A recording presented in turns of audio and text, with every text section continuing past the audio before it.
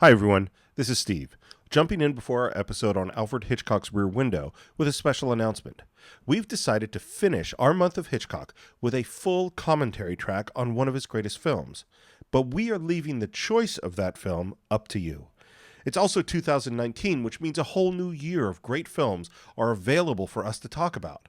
So we'd love to hear what 2009 movie you are most interested in hearing John and I discuss. So in order to answer those questions and a few others, we've created our 2019 listener survey. We're going to post a link to that survey on our Facebook page, our website, Cine-files.net, as well as Twitter and Instagram. But if you like comping down complicated URLs from a podcast, get your pencil ready. The 2019 Cine-files listener survey is available at www.surveymonkey.com/r/C8NTMQL. That's surveymonkey.com/r/C8NTMQL. And now, I give you Alfred Hitchcock's Rear Window. I've seen bickering and family quarrels and mysterious trips at night, knives and saws and ropes, and now since last evening, not a sign of the wife. All right, now you tell me where she is. I don't know. What's she doing? Where is she? Maybe he's leaving his wife. I don't know. I don't care. Lots of people have knives and saws and ropes around their houses. And lots of men don't speak to their wives all day. Lots of wives nag and men hate them and trouble starts. But very, very few of them end up in murder, if that's what you're thinking. It's pretty hard for you to keep away from that word, isn't it?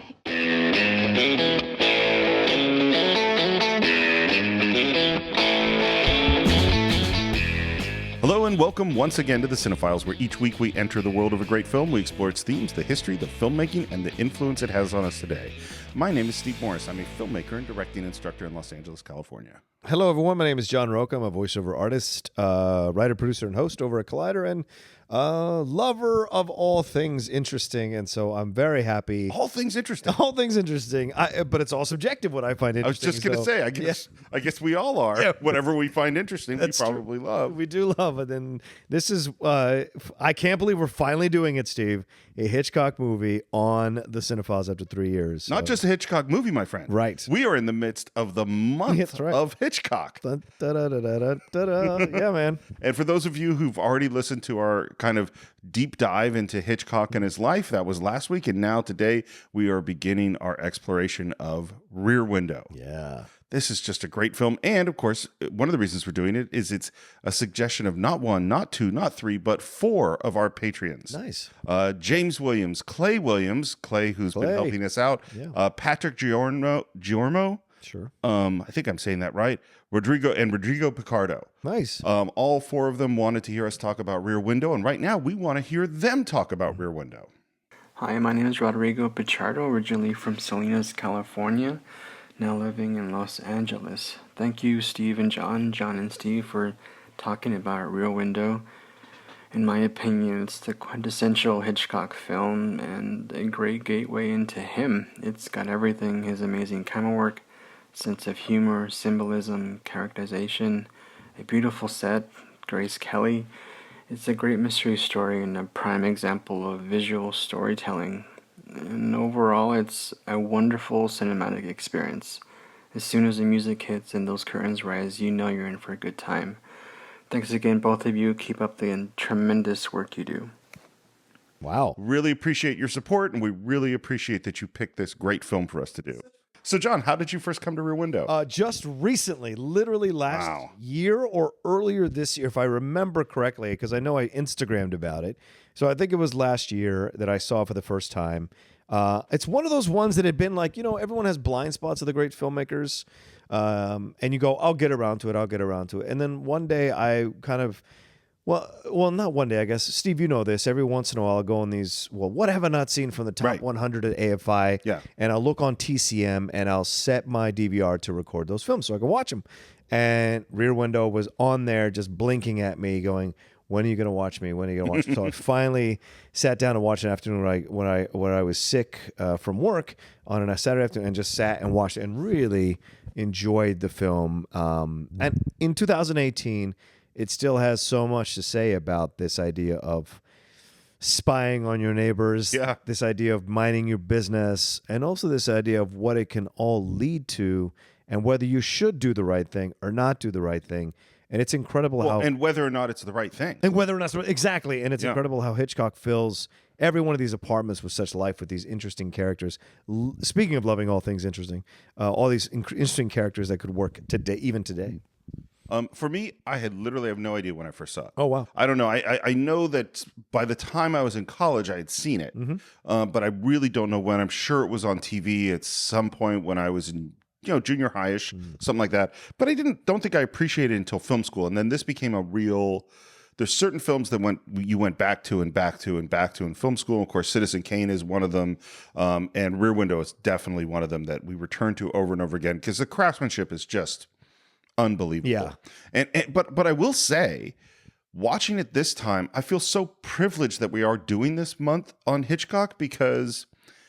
I didn't appreciate it. I mean, this movie is so damn good. Yeah. And really getting the opportunity to study it this time, wow. It really, really just blew me away. Yeah.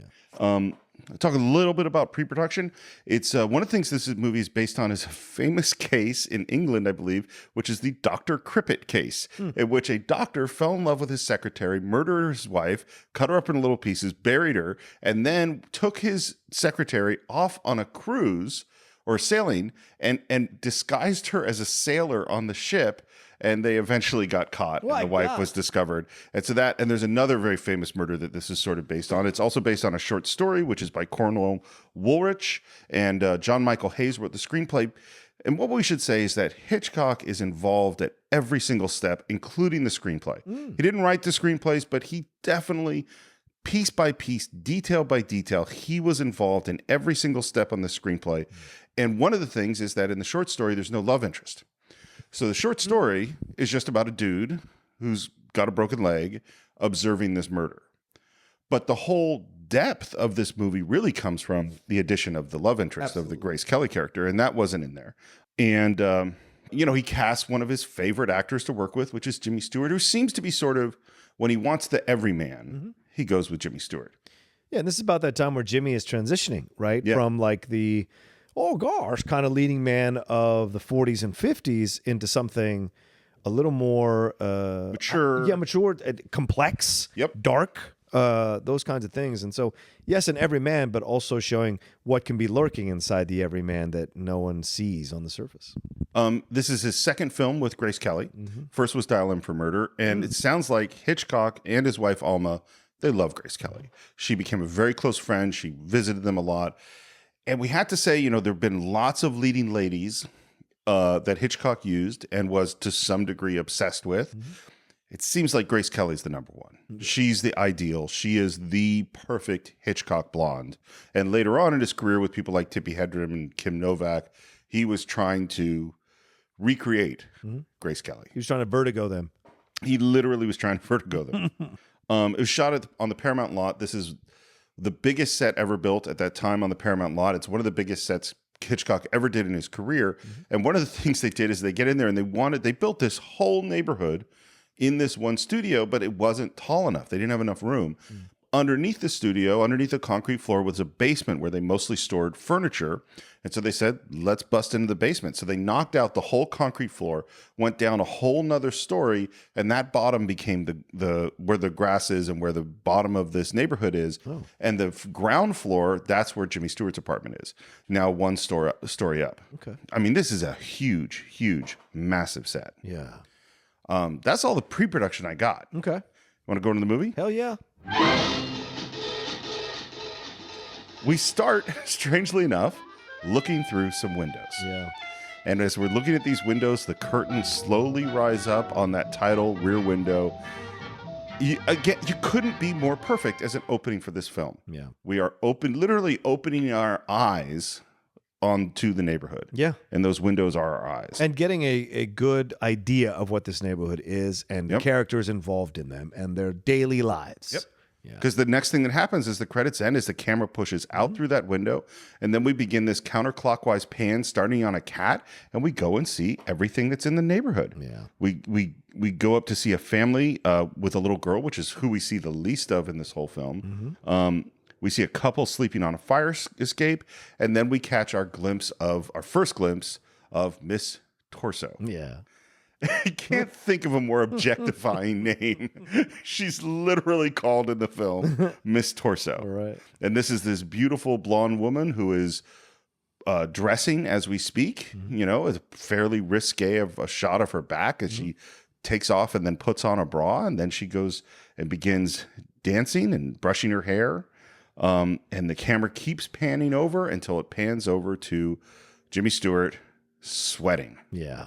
And then a shot of a very high thermometer. It's over 100 degrees. And we've kind of moved into our movie. Yeah. By the way, it actually was really hot on this set because they had to light all of these spaces all at the same time. So it was consistently over 100 degrees on a set. So when they're acting hot, it's hot.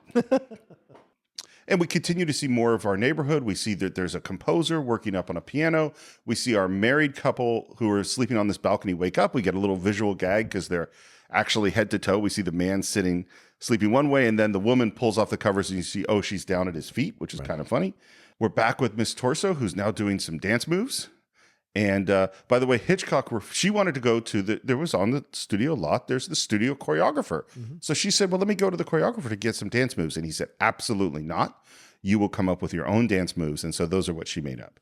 Which again is great direction because you want it to be what you don't want choreography. Right. This is what someone would do when they're on their own. Yep. We hear by the way, one of the nominations this got is for sound design, and the sound design is great. And Hitchcock pushed it in all of these levels to get real sound with real reverberation, but real distances. And right now we're hearing children playing, we're hearing street sounds. It feels really, really real. It effectively walks you into the world. Like you're surrounded by the world as you're watching this movie that he has created. Well, and one of the really important things that Hitchcock insisted on is the geography. Right. Is you have to he wanted you to understand exactly where everything is. Yeah. What the distances are, which windows are next to which windows, which a lot of filmmakers today, they don't really care about. No, they'll fix it in post or they'll edit around it or they'll make it look the way it's supposed to look. But like, those are the three things that I really, first is the colors, the distance of where everything is and the geography of the placement, and then the sounds, very natural sounds that you would hear. If you've ever lived in an apartment complex or ever lived around an apartment complex, those are the sounds you would naturally, the combination of all those different sounds crashing into each other at the same time. And it's funny, like there is a composer whose name I think is Waxman, but really all he composed is this one theme, which is what the composer in the movie is working on. Right. Other than that, this movie's no score. To use one of the great film school terms, the score is entirely diegetic. Okay. The terms are diegetic and non-diegetic, which means it's either in the world of the movie or it's not. So non-diegetic means we're out of the world of the movie, so score is coming in. Diegetic means we're in the world of the movie, so you're hearing things come over a radio or the composer playing piano. Yeah. And this is entirely a diegetic film. Okay. Now you guys have all been to a little bit of film school. And now we're back to Jimmy Stewart. And as we pan down him, we see that he is wearing a big honkin' cast. Yeah. And we see his name is L.B. Jeffries on the cast. And this is perfect Hitchcock storytelling. We see the cast. The camera continues to pan. We see a broken camera. So we know, something happened. It continues to pan. We see an amazing photograph of a car wreck. It continues to pan. We see a fire. We see more photographs. So we realize that this is a photographer. We see more photographic equipment. We see a beautiful woman in negative. And then we see a beautiful woman on the cover of a magazine. Yeah. And we pretty much know who this guy is. Yeah, I call this Sherlocking, where you have non-dialogue exposition that gives you a window into this character before the character even speaks. So, I love that term. Yeah. Can we adopt that officially in the Cine-files? Hashtag Sherlocking. Yeah, that is really good because the great thing about it is that you are active as an audience member. Yeah. It's not, this again, one of the classic terms in writing and screenwriting is show, don't tell. Right. And this is show, is that you're figuring out, I get it. Yeah. I mean, you could have some dialogue that says, I am a photographer who is injured in a blah, blah, blah. Right. Voiceover dialogue or whatever. Yeah. But also it makes the audience feel like it puts the audience in the framework of, oh, this is a mystery. I want to figure this guy out. Like you actively engage the audience, like you said, Steve, but you actively also put them in the position of where they have to feel like they're trying to figure things out as it goes along, which I think is brilliant. Well, and we're being a voyeur. Yes. There's this dude asleep. Great point. And we are spying on him while he's sleeping. Yep. Which, of course, is what the whole movie is going to be about. Exactly. Yeah. Well, and this is one of the things that's so incredible about this movie is the unity of theme that goes on every single layer, particularly when we get into the relationship between Grace Kelly and Jimmy Stewart and all of the relationships and visions of love and romance that we see throughout the rest of the film. It's all hooked up together. It's a little bit later. He's shaving, gets a phone call. It's his boss who wants to celebrate because he thought this was the week the guy's going to get his cast off. Right. It's not the week he's going to get his cast off. That's a week from now. If only it was. Yeah. Well, this guy probably would have gotten away with murder if it had been. Hello. Yeah. And he probably wouldn't have 2 broken legs. Exactly. Spoiler alert for the end of the movie. And of course, Jimmy Stewart was like, no, I want to go out. And we kind of find out that he is a out in the world action kind of photographer, and there's something going on in Kashmir, like a revolution or politics or something, and he wants to be there, and he cannot be there. And once again, that's a nice window into his character, which is why he actively gets involved in this situation. He likes to be in the thick of the drama. It is his drive. And of course, again, what Hitchcock does throughout the scene is while you're hearing this conversation, most movies would stop there. This is a scene about conversation. But instead, we're watching Miss Torso. Yes. You know, we're seeing what he's seen, and the things that he is seeing are directly related to what he's talking about. If you don't pull me out of this swamp of boredom, I'm going to do something drastic. Like what? Like what? I'm going to get married, and then I'll never be able to go anywhere. And as he does that, he is looking from Miss Torso, because that's making him think about getting married, to looking about the Torvalds, which is Raymond Burr, great actor who I watched as a kid all the time on Perry Mason. Oh, yeah. And later on Ironsides. I mean, it was all reruns for me when I was watching it. Sure, but sure. I'm not that old. Ironside, I think, was on when I was alive. Yeah, maybe. But Perry Mason is... No, it's a black and white. But I did love Perry Mason. But I loved him in Godzilla, so I mean, I have Raymond Burr all over the place. Yeah. What a weird career. I know, right? You do what you got to do, man. And right now we see him arguing with his wife. Yeah. Yeah. And he's a big guy. Like he's like this a version of Lee J. Cobb, another Lee J. Cobb body type. Do you know what I'm saying? Larger dude, bulky at the top, scary as hell, strong, pronounced face. Yeah. It's an interesting, and he's blonde, right, or white haired, white hair, yeah, which makes even more stand out even more. Very weird and striking. Yeah. Well, and again, you what you see that Jimmy Stewart is seeing is reflecting what he is talking about, because as he's watching Thorvald and his wife argue, he's saying, Can't you just see me rushing home to a hot apartment to listen to the automatic laundry and the electric dishwasher and the garbage disposal, the nagging wife. I don't know any other movie that does this in this way, which is the in a weird way, all of these neighbors are seen into Jimmy Stewart's brain. Yeah. Like these are his thoughts. Yeah. It's a very, very strange combination. And he gets off the phone, and the next thing that happens is he gets an itch. Jimmy Stewart's itch acting is fantastic, because that cast goes all the way up to his waist, and he has to get his little back scratcher thing down into the cast to get that itch. And man, when he gets that itch, I'm relieved. Have you ever had a cast, by the way? No. Yeah, I did I broke my arm when I was 9. Yep. And had the full, cast halfway up. Just for the record, John Roca just knocked wood. I've never broken anything, but I've twisted my ankle, or I've worn an air cast, but not not the full cast, real. no. Yeah, I had a real one on my arm. Wow. When you get that itch, it's rough. Oh, I'm sure it's the worst. Yeah, I've broken several things. Yeah, toe, my arm, dislocated a shoulder. Yeah, cracked some ribs. Well, maybe I'm the Bruce Willis to your Mr. Glass. Apparently. But I one of my greatest fears is breaking anything. It's not that bad. Okay. I mean, I don't recommend it. It looks bad. Honestly, the broken arm hurt a lot less than like a really bad sprained ankle. Oh, really? Yeah. Oh, okay. Yeah. And back pain. Don't get back pain. Oh, back stuff is the worst. Yeah. But we digress. I think we did. Listen, if this was top 10, this would have been like 25 minutes. Yeah, of course. It's been a 25-minute discussion about breaking things. Matt would have had some interesting way that he broke something in his life. Yeah.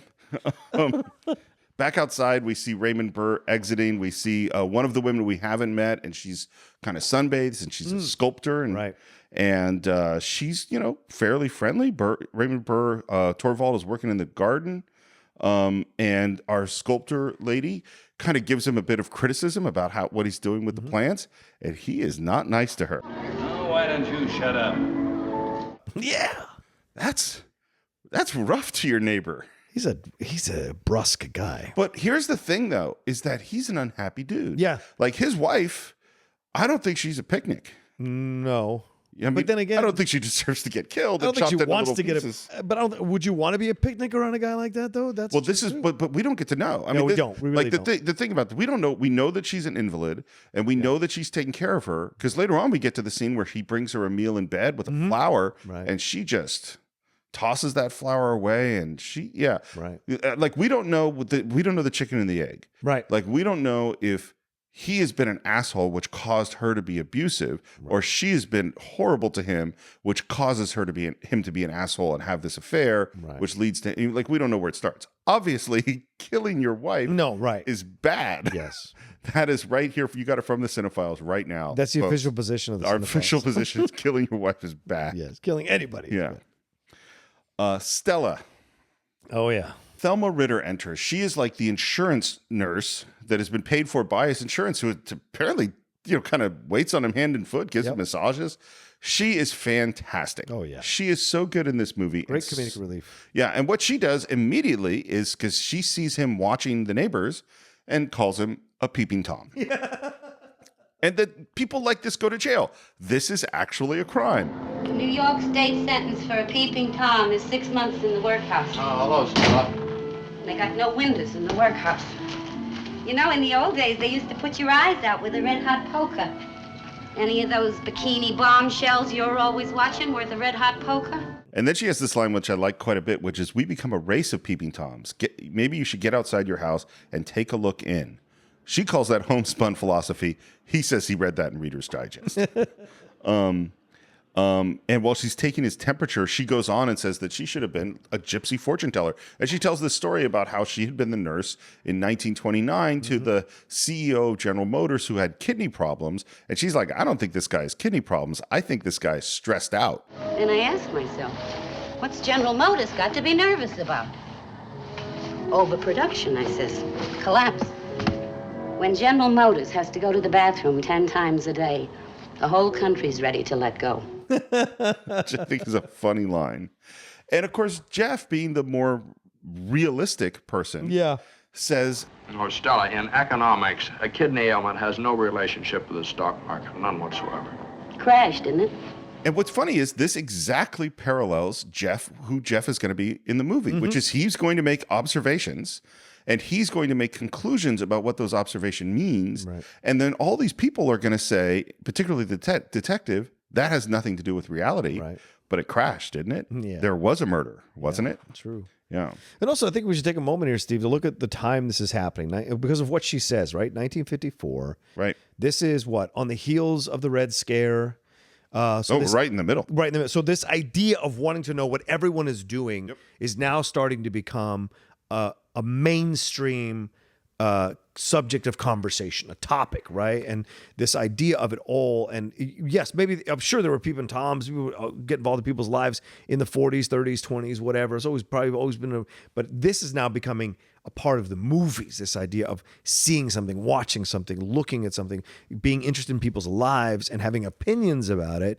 It's all started gossiping, right? This is all started kind of coming out of from the 40s with Hedda Hopper and all them go doing all the kinds of things they're doing. Now we're into the 50s and now it's becoming where everybody's got some kind of interest in somebody, creating some kind of scenario. And I love that you want to get involved in it. So this, what she says, right? Take a step outside ourselves and look inside. That's almost the tenet of psychology. This idea of don't be looking at other people for their problems. Take a look at yourself first to analyze yourself and see how you're interpreting the situation first. That's where you start the process of understanding who you are or what's going on.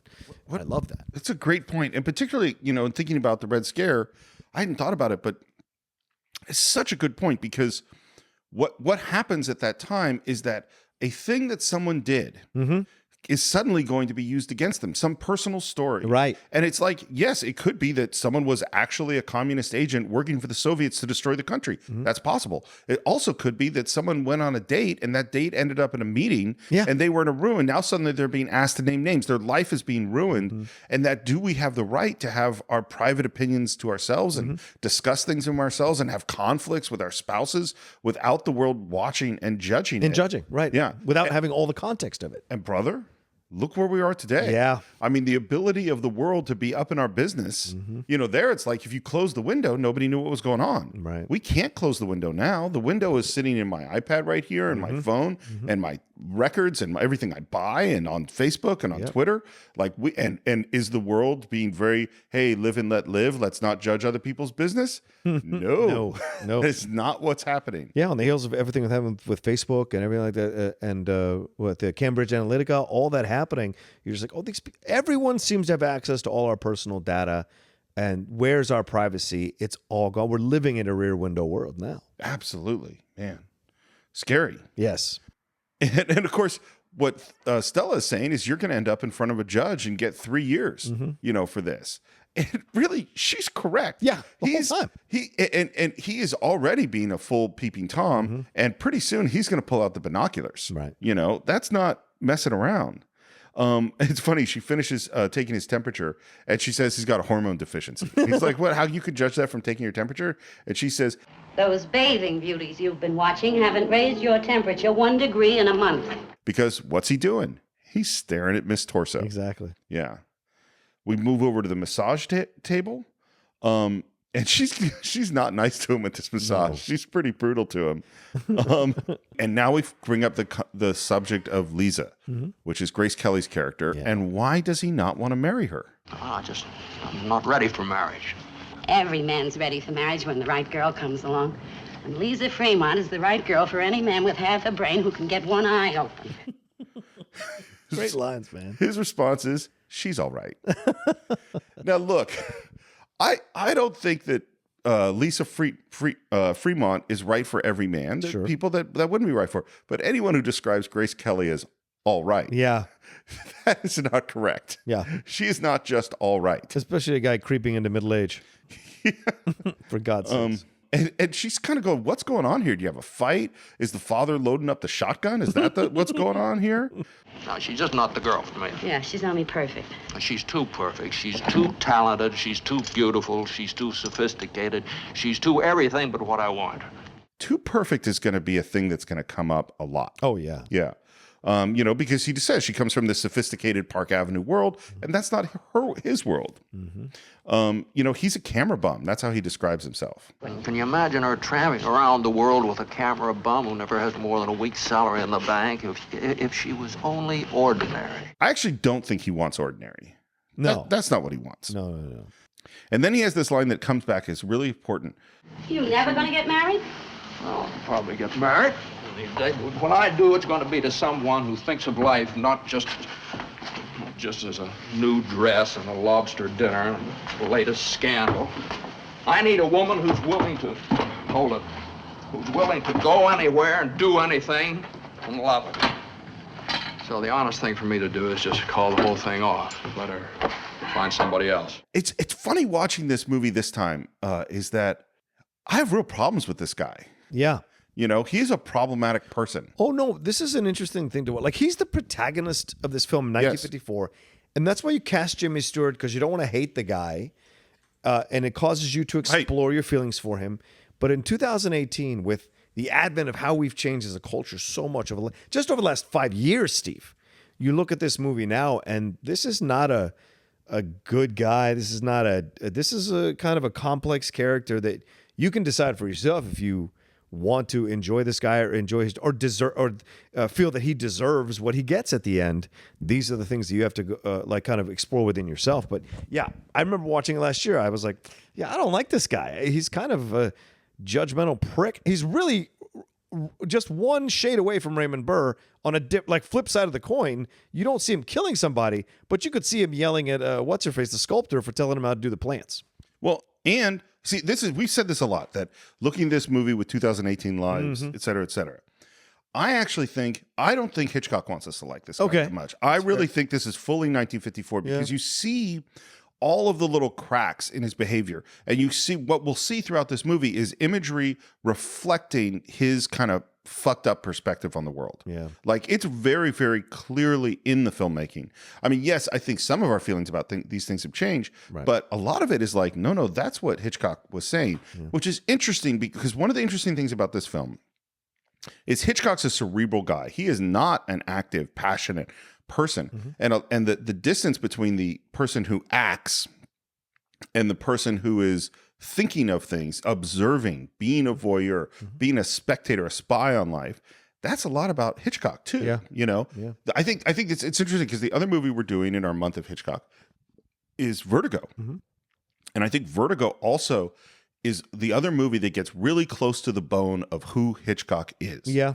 As opposed to a lot of his other movies, which are thrilling and exciting and beautifully crafted, but they don't have a lot of heart to them in a way, you know, because they are his craftsmanship as a director of suspense films. Yeah. And this and Vertigo, there's deeper stuff in there. Vertigo is almost prescient for what he's going to do for all the leading ladies after Grace. Oh, yeah. In what happens to both those female characters in the movie. Yeah. And then we hear, and this relates exactly to what Stella's about to say, which is like, Look, Mr. Jeffries, I'm not an educated woman, but I can tell you one thing. When a man and a woman see each other and like each other, they ought to come together. Wham. Like a couple of taxis on Broadway and not sit around analyzing each other like two specimens in a bottle. Well, you know, it's the rare great director, Steve, that doesn't cast their leading man to reflect their own personal philosophies on life and explore other people's criticism of their philosophies without necessarily denigrating them. Like you open the film is essentially a discussion about these concepts and themes brought on by these characters in the exchanges they have. And most directors, the great ones, put their own philosophies through the protagonist's point of view to be questioned and either vilified or validated by the end of the movie. well, this is why do you and I both love Citizen Kane? Yeah. You know, that's a movie where Welles puts himself at the center, and that character is a lot of Orson Welles, and he does not make himself look good. No. You know, the same is true. Martin Scorsese does that. Yeah. Coppola certainly does that. Woody Allen does that. Is that they're like, here's me. Mm-hmm. Now rip me to pieces on some level. Right. You know? And now we have Jimmy Stewart articulate there's an intelligent way to approach marriage and with feelings. And he has this very intellectual approach to it. And she just makes fun of him. She calls that baloney. Once it was see somebody, get excited, get married. Now it's read a lot of books, fence with a lot of four-syllable words, psychoanalyze each other, until you can't tell the difference between a petting party and a civil service exam. And I love her when she talks about her own marriage. She says, when I married Miles, we were both a couple of maladjusted misfits. We are still maladjusted misfits, and we have loved every minute of it.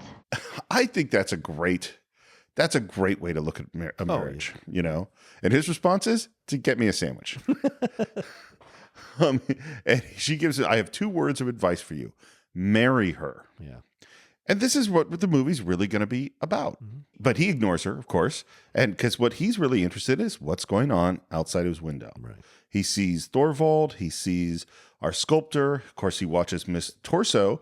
And it's what's so interesting about this movie is you can see his thought process happening by what he's seen. Yeah. It's manifesting itself outside because he's thinking about Miss Torso, which leads him to think about sex, basically. Yeah, right. And we move to this couple moving into this apartment, and the manager is welcoming them in. Right. And she is dressed in white, and you could see Jimmy Stewart watching and going, oh, what exactly is going on here? And the manager goes away, and they kiss. And now Jimmy Stewart's going, okay, I'm not sure if I get it. Right. And then the husband, we see him come up with an idea. We see him take the woman outside, and we see them come back inside with him carrying her. And we cut to Jimmy Stewart, and he goes, oh, I get it. Yeah. Of course, he doesn't say, oh, I get it, but you see in the reaction shot what it is. And again, they kiss, and the moment becomes intimate, and the woman suddenly looks out the window, almost right at Jimmy Stewart. Yeah. And then Jimmy Stewart is embarrassed, looks away, but looks back. It's the look away and look back that's so important to this film. And what does this young newlywed groom do? He closes the window shade. Damn right. Of course, and it is really perfect storytelling. You know, like we understand without any dialogue Again. exactly what's going on. Yeah. Yep. And we fade to black. Later, it's sunset. By the way, on this big, huge set, they had 4 lighting setups that were up all the time. So they had a morning set, an afternoon set, a twilight set, and a night set. Wow. And so all they had to do was flip the switches, and we changed the time of day. Wow. You know, which is expensive because you're rigging 4 times as many lights as you really need to. But the speed and the efficiency, this is how Hitchcock wanted it to work. In fact, this is like the perfect Hitchcock because he liked to shoot on the set where he had everything under his perfect control. He wanted to shoot regular hours, banker's hours. You know, he didn't want to be out on location in the middle of the night. He wanted to have the meals he wanted to eat, everything around him that he wanted to have. And it's not that he didn't go out on location. Of course he did, but this is how he liked it. And by the way, I totally get that. Yeah. We hear a woman singing scales and Jeff is asleep. And there's a shadow that moves in almost creepily up on him. And we cut to this shot of Grace Kelly coming towards camera. Man, it's a gorgeous shot. Yeah. It's beautiful, man. And she smiles, and then he wakes up, and he smiles, and there's a kiss, and it's done in this step-down slow motion process, which is basically them adding slow motion later. And it has this very beautiful romantic feel. And they have a little bit of dialogue. How's your leg? Hurts a little. And your stomach? Empty as a football. And your love life? Not too active. Anything else bothering you? Who are you? What a great intro to our characters. And she goes around turning on the lights and says, reading from top to bottom, Lisa? Carol? Fremont. and she is wearing a fantastically beautiful dress, which of course is designed by the great Edith Head. Oh, wow. And I think we need to take a moment because Edith Head is the most famous costume designer in the history of Hollywood. She had 35 Academy Award nominations, which is not the most in the history of Hollywood. That's John Williams, who has 50. Wow. But 35 nominations, won 8 awards. The first one was with the Heiress in 1949. The last one was for the Sting in 1973. When she showed up to Hollywood, she had no costume experience, 0. Wow. She got a job in the art department, in the costume department, to draw sketches, but she didn't get the job with her own sketches. She stole some sketches from some fellow students in art classes. What? And brought them to the interview. Hollywood. Yep, that's in 1924. She's designing her first costumes in 1925 for silent films. By the 30s, she's one of Hollywood's top designers, to the point where they used her name in advertisements, to say featuring Edith Head costumes. Wow. Which, can you imagine, like, how there's nothing like that? I mean, No. Nobody has that in film today. Yeah. And one of the things that was different about her was all the male designers, they didn't talk to their leading ladies. They just said, you're going to wear this. And Edith Head went and talked to them and consulted them and tried things on with them. And, you think like, of course you have to do that. Yeah. To get their opinions, what works for them. Of course. What colors works for them. What are they comfortable in? Yeah. How do they see the characters? And she worked extensively for Hitchcock, so much so that when Hitchcock moved from Paramount to Universal, so did Edith Head. Wow. Yeah. One of the great costume designers of all time. Isn't she the one they base Edna Mode on in The Incredibles? I think so, yeah. Yeah. I think that's one of the things they based Yeah, their right. on. Fair point, yeah. In addition to just Brad Bird's unbelievable voice. Yes.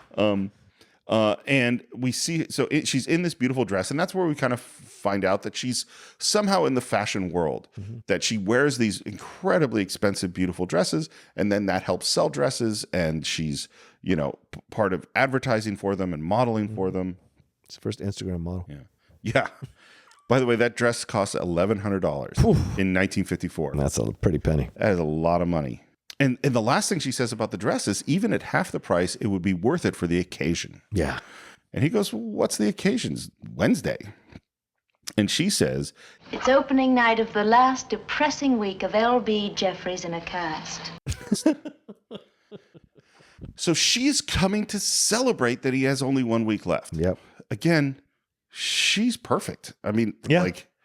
like what an amazing thing she's going to do for him tonight. Of course, the first thing she does is she notices he has this old cigarette case. And this is a little throwaway moment, but I think it's so important. She's like, this is all kind of cracked and dingy. And he goes, oh, well, I got that in Hong Kong. It's kind of cracked too. And she goes, no. We're going to replace this with a beautiful silver cigarette case. This moment that's exactly what she wants to do with his life. Yep. Is that he is cracked and dirty and wants to travel around the world. Right. And she wants him in a 3-piece suit in Manhattan taking fashion photography. Yep. She's going to fix that. Nothing throwaway in this movie. Nope. And then she says, what would you think of starting off this week with dinner at 21, which, of course, is one of the fanciest, most expensive restaurants in New York at the time. And his response is, do you have perhaps an ambulance? And she says, better than that, 21. And she opens the door, and there is a waiter with wine and food ready to serve, to bring them an amazing dinner. Wow, indeed. Yeah, right? And there's a great smile from Jimmy Stewart at this moment. And he brings in the ice bucket. We're going to open the wine. And because her response is, I can't think of anything more tiresome than what you've been through in this cast. Yeah. And he says he wants to get it off and get moving. Get moving is what he wants to do. He wants to be off in Kashmir. Right. She doesn't quite get it. And then she says she's going to make it a week you'll never forget. When Grace Kelly says she's going to give you a week you'll never forget. Yeah. Yeah. You want that week to start as soon as possible. Yep. Exactly right. But apparently Jimmy Stewart really doesn't. No. It's like, what's wrong with you, dude? Yeah, exactly. Waiter goes away, and she starts talking about her day, and he is such a jerk. Because as soon as she's talking about the meeting she had and, these modeling things, his cocktail party and all this stuff, and he kind of asks her questions, oh, what was so-and-so wearing? Right. And she starts to answer thinking he's actually interested. Yeah. And he is not. No, not even a little bit. No, just messes with her. Well, there's judgment there, right? Because he thinks he's above it. That's the thing. Absolutely. Y'all walking around, like what he says before she even shows up, the idea of like, oh, to his boss, can you see me coming home talking about the laundry or whatever? And yeah. It's not his life, yeah. Well, it's not what he wants it to be, at least. Yeah. Well, and all this sophisticated fashion stuff, it just seems stupid to him. Yeah. Talks down. And she says she's even planted his name in articles and columns in New York. And it's like, well, why? Yeah. And her reason is so he can get a studio of his own in Manhattan. Yeah. And how would I run it from, say, Pakistan? She doesn't, I think she genuinely doesn't get it at first. Really? Yeah. Okay. At this, well, I mean. I feel like she gets it. I feel like she's willfully trying to not. Maybe.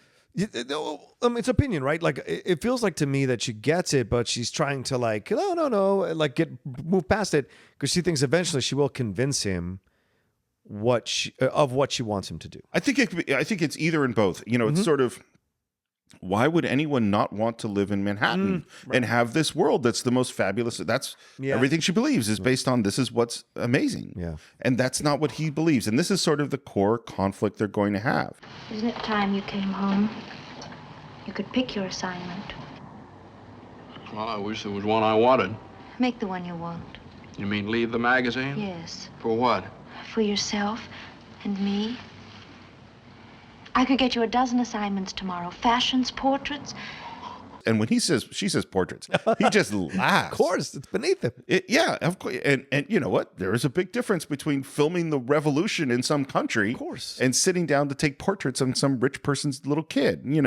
That ain't the same thing. No disrespect to those portrait photographers out there. Of course, you're doing fine work, my friend. No, but it's all a matter of status and all a matter of perception of the status. Exactly. Yeah. Like he probably sees it akin to like drawing sketches on the pier at a beach.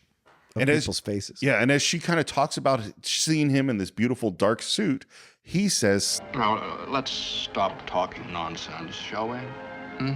And you see she's hurt. Yeah. Yep. He is so dismissive, and she says, I guess I'll go make dinner. Well, because his dismissiveness of what she wants him to be or what she wants to have for their future is him dismissing her as there's his future. As a couple. He's dismissing them as a couple the more he rejects the life she wants him to live. Well, and he doesn't say, listen, I really appreciate what you're trying to do for me. Right. And I totally understand that, yeah, but that's not what I like, you know? Like, we're not, you know, he just dismisses her. Yeah. He's just rude to her. Out of hand. Yeah. And as soon as he dismisses her and she's feeling sad, what does he go to look at? But Miss Lonely Hearts. Yep. Again, it's the connection, direct connection to exactly what's happening in the scene. Good point, Steve. Yeah. Into what he watches. And we watch, man, it's so rough to watch. Because you see this woman, she's in a green dress. She's setting up a beautiful dinner for two. She's pouring a glass of wine. She lights the candles. He watches. He's kind of getting interested. Oh, what's going to happen here? Right. And he's more interested in the woman across the way who's making a dinner for two than the woman who's making him a dinner for two. Who brought in a dinner for two? To him. Yeah. And she opens the door and she smiles, obviously seeing someone in the hallway. Yep. And she welcomes someone in, and no one comes in with her. Right. And she takes an imaginary hat, and we go back to Jeff going like, what's happening here? Yeah, man. And then slowly he starts to figure it out as she leans forward for an imaginary kiss. And Jimmy Stewart is kind of going, oh. And she pours the wine and she starts talking to someone who isn't there. And she makes a toast. And of course, there's no one there to toast her back. But who is toasting her back? Is Jeff. Yeah. Is that he is actually connecting with the sad, lonely person over there and not the sad, lonely person who is with him. Yeah. And it's funny, when you first watch this movie, I think you think of Grace Kelly as so sophisticated and beyond the people that we see in this neighborhood. Yeah. But really, she is Miss Torso and Miss Lonely Hearts. Right. That's who she is. Yeah. We're seeing, and Jeff is seeing, the beautified, the show that she's putting on for him. Right. But when she goes back alone to her apartment, man. Yeah. You know? I wonder what the window into that apartment is. Yeah. To watch her. Yep. Yeah. I think it's Miss Torso and Miss Lonely Hearts. Yeah. And at the end, Miss Lonely Hearts, she can't keep up the act anymore, and she puts her glass down, she puts her head in her hand, and starts to cry. Yeah. And how many people actually do that? That's one of those things interesting about the movie, bro. In 1954, you're watching these. How many people saw themselves on that screen? Well, still do. Oh yeah, okay. I mean, how many still do? How many people close the door in their apartment and they've gone out and faked it all day, and now they sit all alone all night with a TV dinner? You know? Yeah. I mean, like, people don't have TV dinners anymore, but your microwave dinner.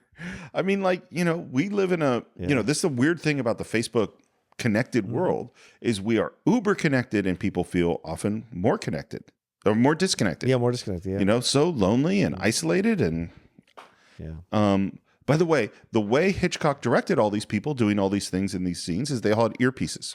Oh, wow. So he's talking them through all these actions. Right.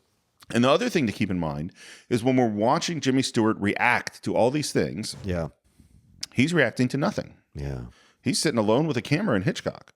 Now, and you know, we talked today about people who are great green screen actors who have to see the dragon and see this and see that. Well, man, Jimmy Stewart, he has to know exactly what the eye line is for every one of these apartments. Yeah. And he has to, I don't know how they did it and how, you know, like was Hitchcock just talking him through the whole thing? Right.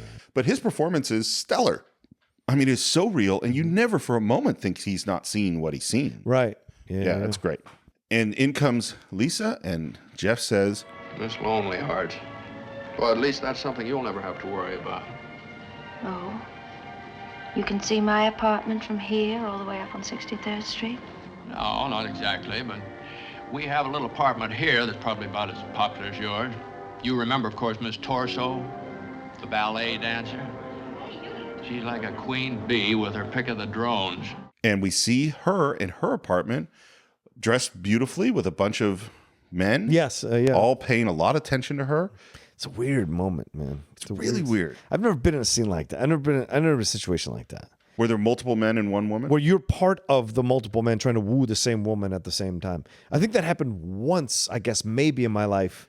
And if I can, it was me and a couple other friends who were interested in a friend of ours' sister at a Christmas event at a friend's house. And we all tried to like woo her. And in the end, she went with one of our guys and ended up marrying him and having kids with him. But it was like... Congratulations. Yeah, well, I guess to them, yes. But the three of us 2 out of 3 of us were communicating about the situation that was going on. It's funny. I certainly have been in a room with multiple guys and an attractive woman. Yeah. But I don't know that it was so open. They're in her apartment. Yeah. So clearly, this is an attempt by all 3 of them to woo her. And I guess at that time, maybe that's how it was. I don't know if it is now, but certainly was. There's the when Harry Met Sally thing. A man can't be friends with a woman he finds attractive without the sex thing getting in the way. Right. It's like anytime you have a bunch of guys and an attractive woman, like there's going to be some of that is there. I guess you're right. Yeah. Like to what degree it's there. Yeah. I don't know. Well, remember It's a Wonderful Life, those 2 guys, when Violet's older, she sees Jimmy and they go, we'll wait for you, baby. We'll wait for you, baby. Because they want to be with her. They're desperate to be with her. 2 dudes that trying to woo her at the same time. Well, to be clear, and she runs off with Jimmy Stewart. I think something we've said many times in the Cine-files to be with Stewart. Is guys are horrible. Yeah, true. And this movie, for the most part, that's what's going on. Yeah, kind of. You're right. And Lisa's response to watching Miss Torso is she says, I'd say she's doing a woman's hardest job, juggling wolves. Lisa is so great at showing you a woman's perspective of everything. Yeah. Her dialogue is fantastic. Well, and in this moment, she's in like a power pose, standing up. And she is so strong and powerful in this scene. Mm-hmm. And we see that, now Miss Torso's on the balcony. I hate calling her that, by the way, but that is literally her name in the movie. And there's like an older man. And Jeff's response is, well, she's done a good job. She's picked the most prosperous man here. And Lisa's like, no, she's not in love with him or any of them. Yeah. And she knows. Yeah, and he says, how can you tell from here? And she says, you said it resembled my apartment, didn't you? Wow. That line, there's so much depth in this movie because, and I think, again, this is why it bears watching multiple times, is that the first time that maybe that kind of drifts past you. But now, if you think about it, it's like, she said earlier that she had a cocktail party with a bunch of men before she came to see Jeff. We know that she's in love with Jeff. And so that means she was fending off wolves earlier in the day. And she also said she relates to Miss Lonely Heart, which I think she does. And so it's like, there's all this sadness and pain with her. And is Jeff seeing it? No. Not even a little bit. Mm-hmm. And then what's the next thing we see is the closed shade on the honeymoon. Yeah. So again, it's the thought. We see the lonely woman. We see the woman being pursued by men who she does not love. And then we see the honeymoon. Right. Again, it's the thoughts within Jeff and Lisa being represented in this scene. Yep. And where do we go from the honeymoon? We go right to Raymond Burr, to the Torvalds. So we go from lonely woman being pursued, the newlywed, the beginning, the honeymoon period of the relationship, to where the relationship has gone bad. Yeah. And this is where he's making her that dinner. He brings it to her. She tosses the flower, criticizes him. He leaves. He goes and gets on the phone in the other room. She gets out of the bed. Yeah. She goes she's clearly listening to the conversation. We can't hear it. Mm-hmm. And it almost looks like 2 TV screens, the way it's framed. Yeah. You have these 2 windows side by side with a surface division between them. Yeah. And some people describe like this whole movie is like switching channels. Oh, absolutely. Absolutely. From reality show to reality show. Yep. And she realizes something as she's listening, and Jeff is watching this, and then she yells at him and crosses back into her room, and she seems to be mocking him and laughing at him. Now, again, we don't know who he was talking to. Yeah. Maybe he was talking to the other woman. Maybe, we don't know. Yeah. But in this moment, she doesn't seem very nice. No. And now we look up at the composer. And who is in the apartment with the composer? Alfred Hitchcock, right? In one of his many cameos, and this time he is winding a clock or something like that. And the composer is playing some music, and this is what is going to become the theme of the film. It's very meta. Yeah, very much so. And the theme, of course, is called Lisa, right? Or Lisa. I can't tell because I think Jimmy Stewart calls her Lisa. Yeah. But I think she calls herself Lisa. I'm not sure. Maybe another sign that he's not paying. Is that Coleman or Goldman? Well, the G is silent. The G is silent. When we're in Europe, it's Goldman or. Still my favorite exchange of that movie. Now, she loves the music and says it's enchanting. And then she says, this is so awful. What happens next? She says, it's almost as if it were being written especially for us. And Jimmy Stewart's response is, No wonder he's having so much trouble with it. Oh, boom. Dude, I know. what is wrong? Like, listen, if you don't like the woman, dump her. Yeah. Like, what are you doing? Yeah, right. Like, don't just sit here and be mean to her. Right. But then again, she's staying for the treatment. Why is she staying to be treated badly as well? It goes both ways. Because she's Miss Lonely Hearts. Well, right. You know? Right. And then she says, and you see her reaction to this, and then she says, at least you can't say the dinner isn't right. And he looks down at the dinner, and it is lobster. Yeah. Which is exactly what he commented on. Can you see me eating lobster earlier in the film? And he says, Lisa, it's perfect. As always. And again, she feels it. Yeah. She feels it. And later on, now we're kind of having the fight. If you're saying all this because you don't want to tell me the truth, because you're hiding something from me, then maybe I can understand. I'm not hiding anything. It's just that It doesn't make sense. What's so different about it here from over there, or any place you go that one person couldn't live in both places just as easily? And the basic fight is about he wants to go do what he wants to do, and she wants him to stay here. And she's talking over him a lot at the beginning. What is it but traveling from one place to another taking pictures? This is like being a tourist on an endless vacation. Okay, now that's your opinion. You're entitled to it. Now let me give you my It's side. ridiculous to say that it can only be done by a special private little group of anointed people. Which is not a good thing to say to a professional photographer. True. It's like you're traveling around taking pictures like a tourist or something. And he tries to explain, she interrupts. Then he says, shut up for a minute. I made a simple statement. A true statement, but I can back it up if you just shut up for a minute. And then she keeps talking. She says, But if your opinion is as rude as your manner, I don't think I care to hear it. Oh, come on, now simmer down. I can't fit in here. You can't fit in there. I mean, according to you, people should be born, live, and die on the same spot. Shut up! not cool. Nope. And now his thing is like, have you ever eaten fish heads, which she hasn't? Have you ever flown at 15,000 feet trying to keep warm in like a C-17, which of course she hasn't? Have you been shot at? Have you been in the jungle? Of course she hasn't done any of these things. Right. Those high heels, they'll be great in the jungle, and the nylons and those 6-ounce lingerie. 3. All right, it's 3. They'll make a big hit in Finland just before you freeze to death.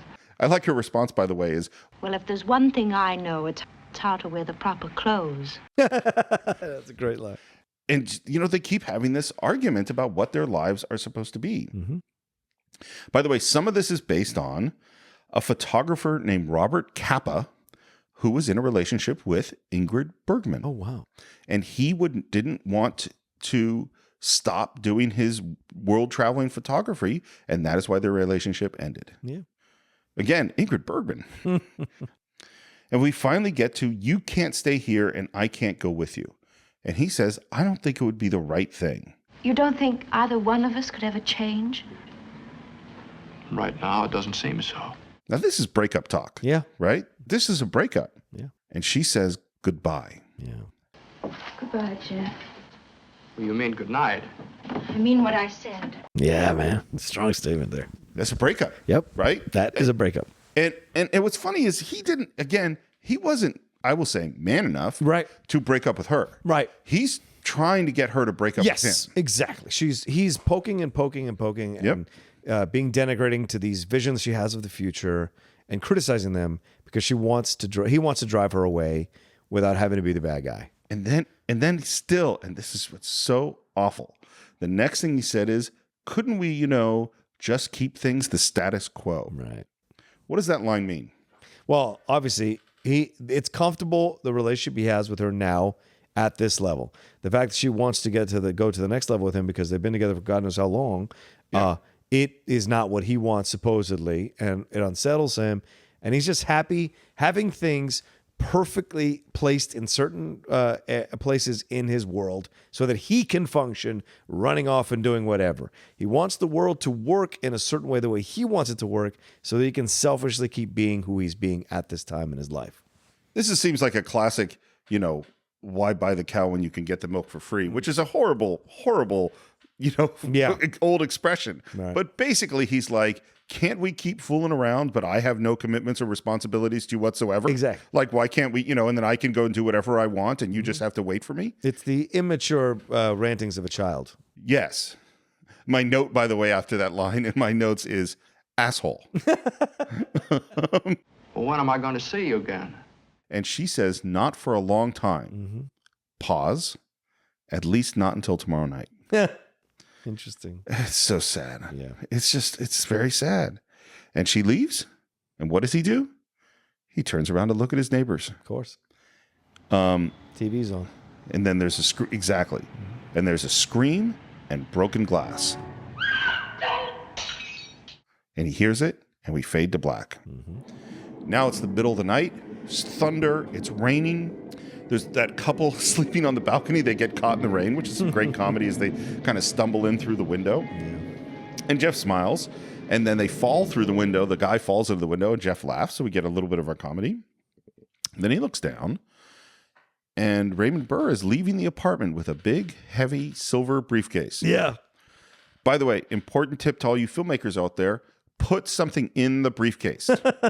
I've seen so many times where they carrying that piece of luggage and they just like lift it up. Yeah, it's yeah. like, no, make it heavy. You know, it's the same reason like when you have your character's drink, put some liquid in the cup. Yeah. Things look different. And there's definitely something heavy in that briefcase. And he watches him walk out, turn the corner, looks at his watch. Again, classic Hitchcock storytelling.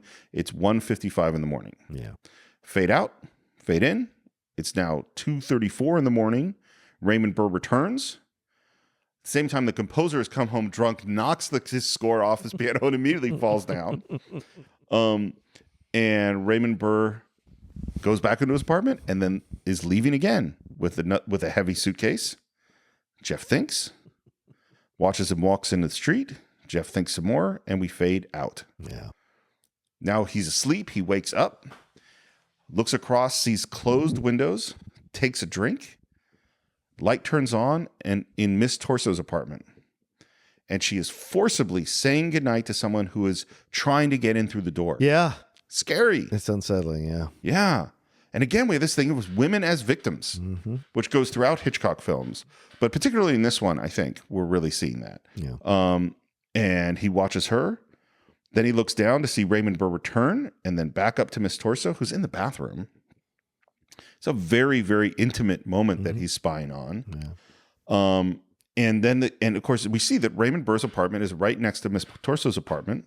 And he goes into his apartment and Jeff falls asleep and fades out. Comes back on. It's early morning.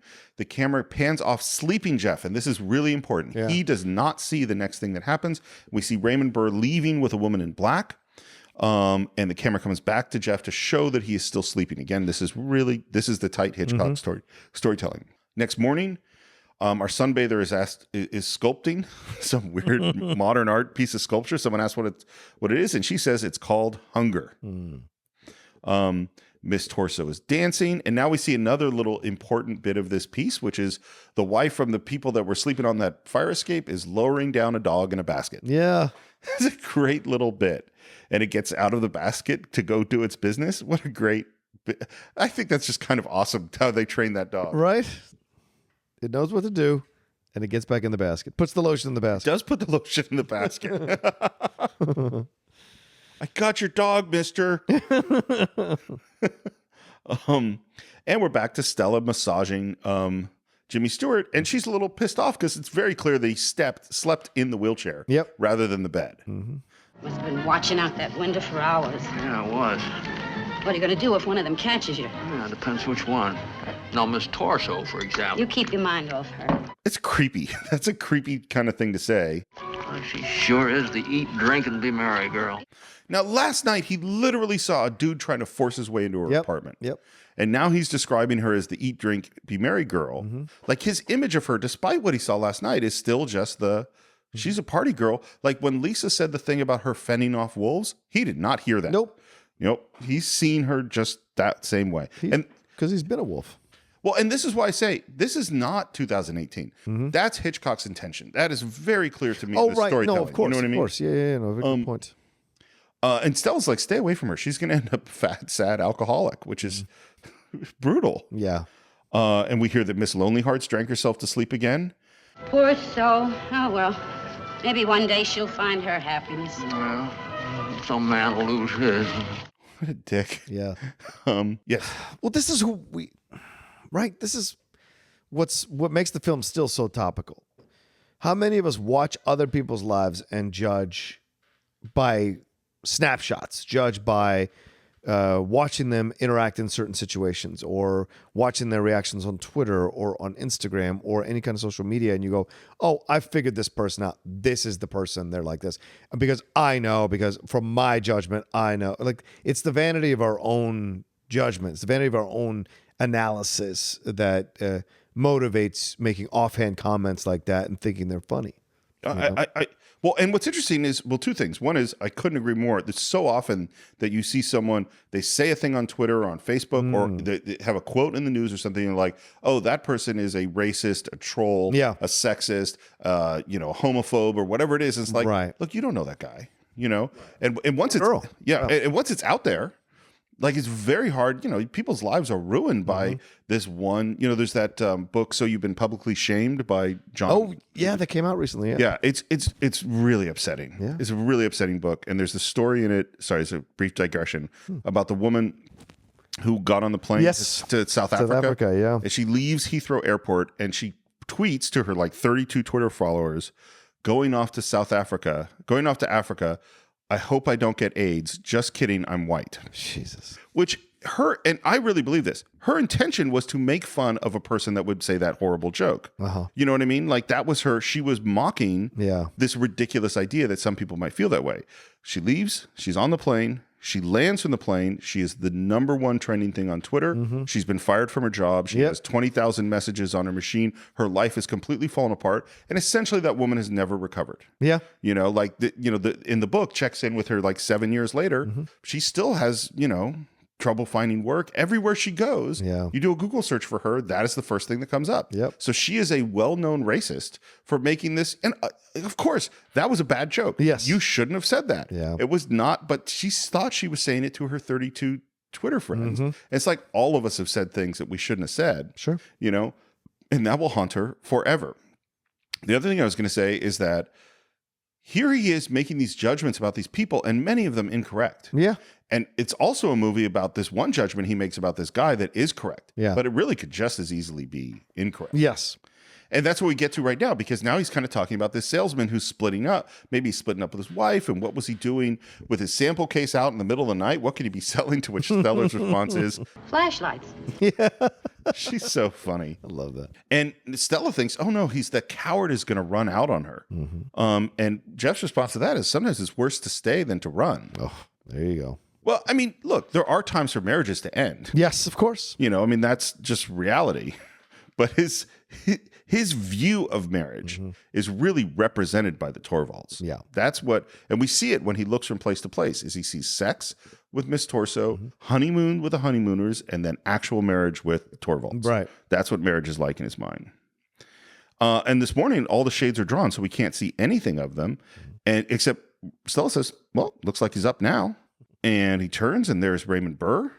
And immediately Jeff goes, get back, and pulls back into the shadows. It's kind of scary because Raymond Burr is looking out the window. Yeah. And he analyzes what his look is. He says, it's no ordinary look.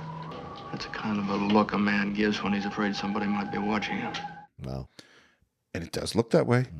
It certainly does look that way. And the salesman looks down, and Jeff comes forward to see what he's interested in. And what do we see? The dog sniffing at that flower bed. Yep. Little details. Stella tries to say goodbye. He goes, and she says, don't sleep in the chair again. And he says,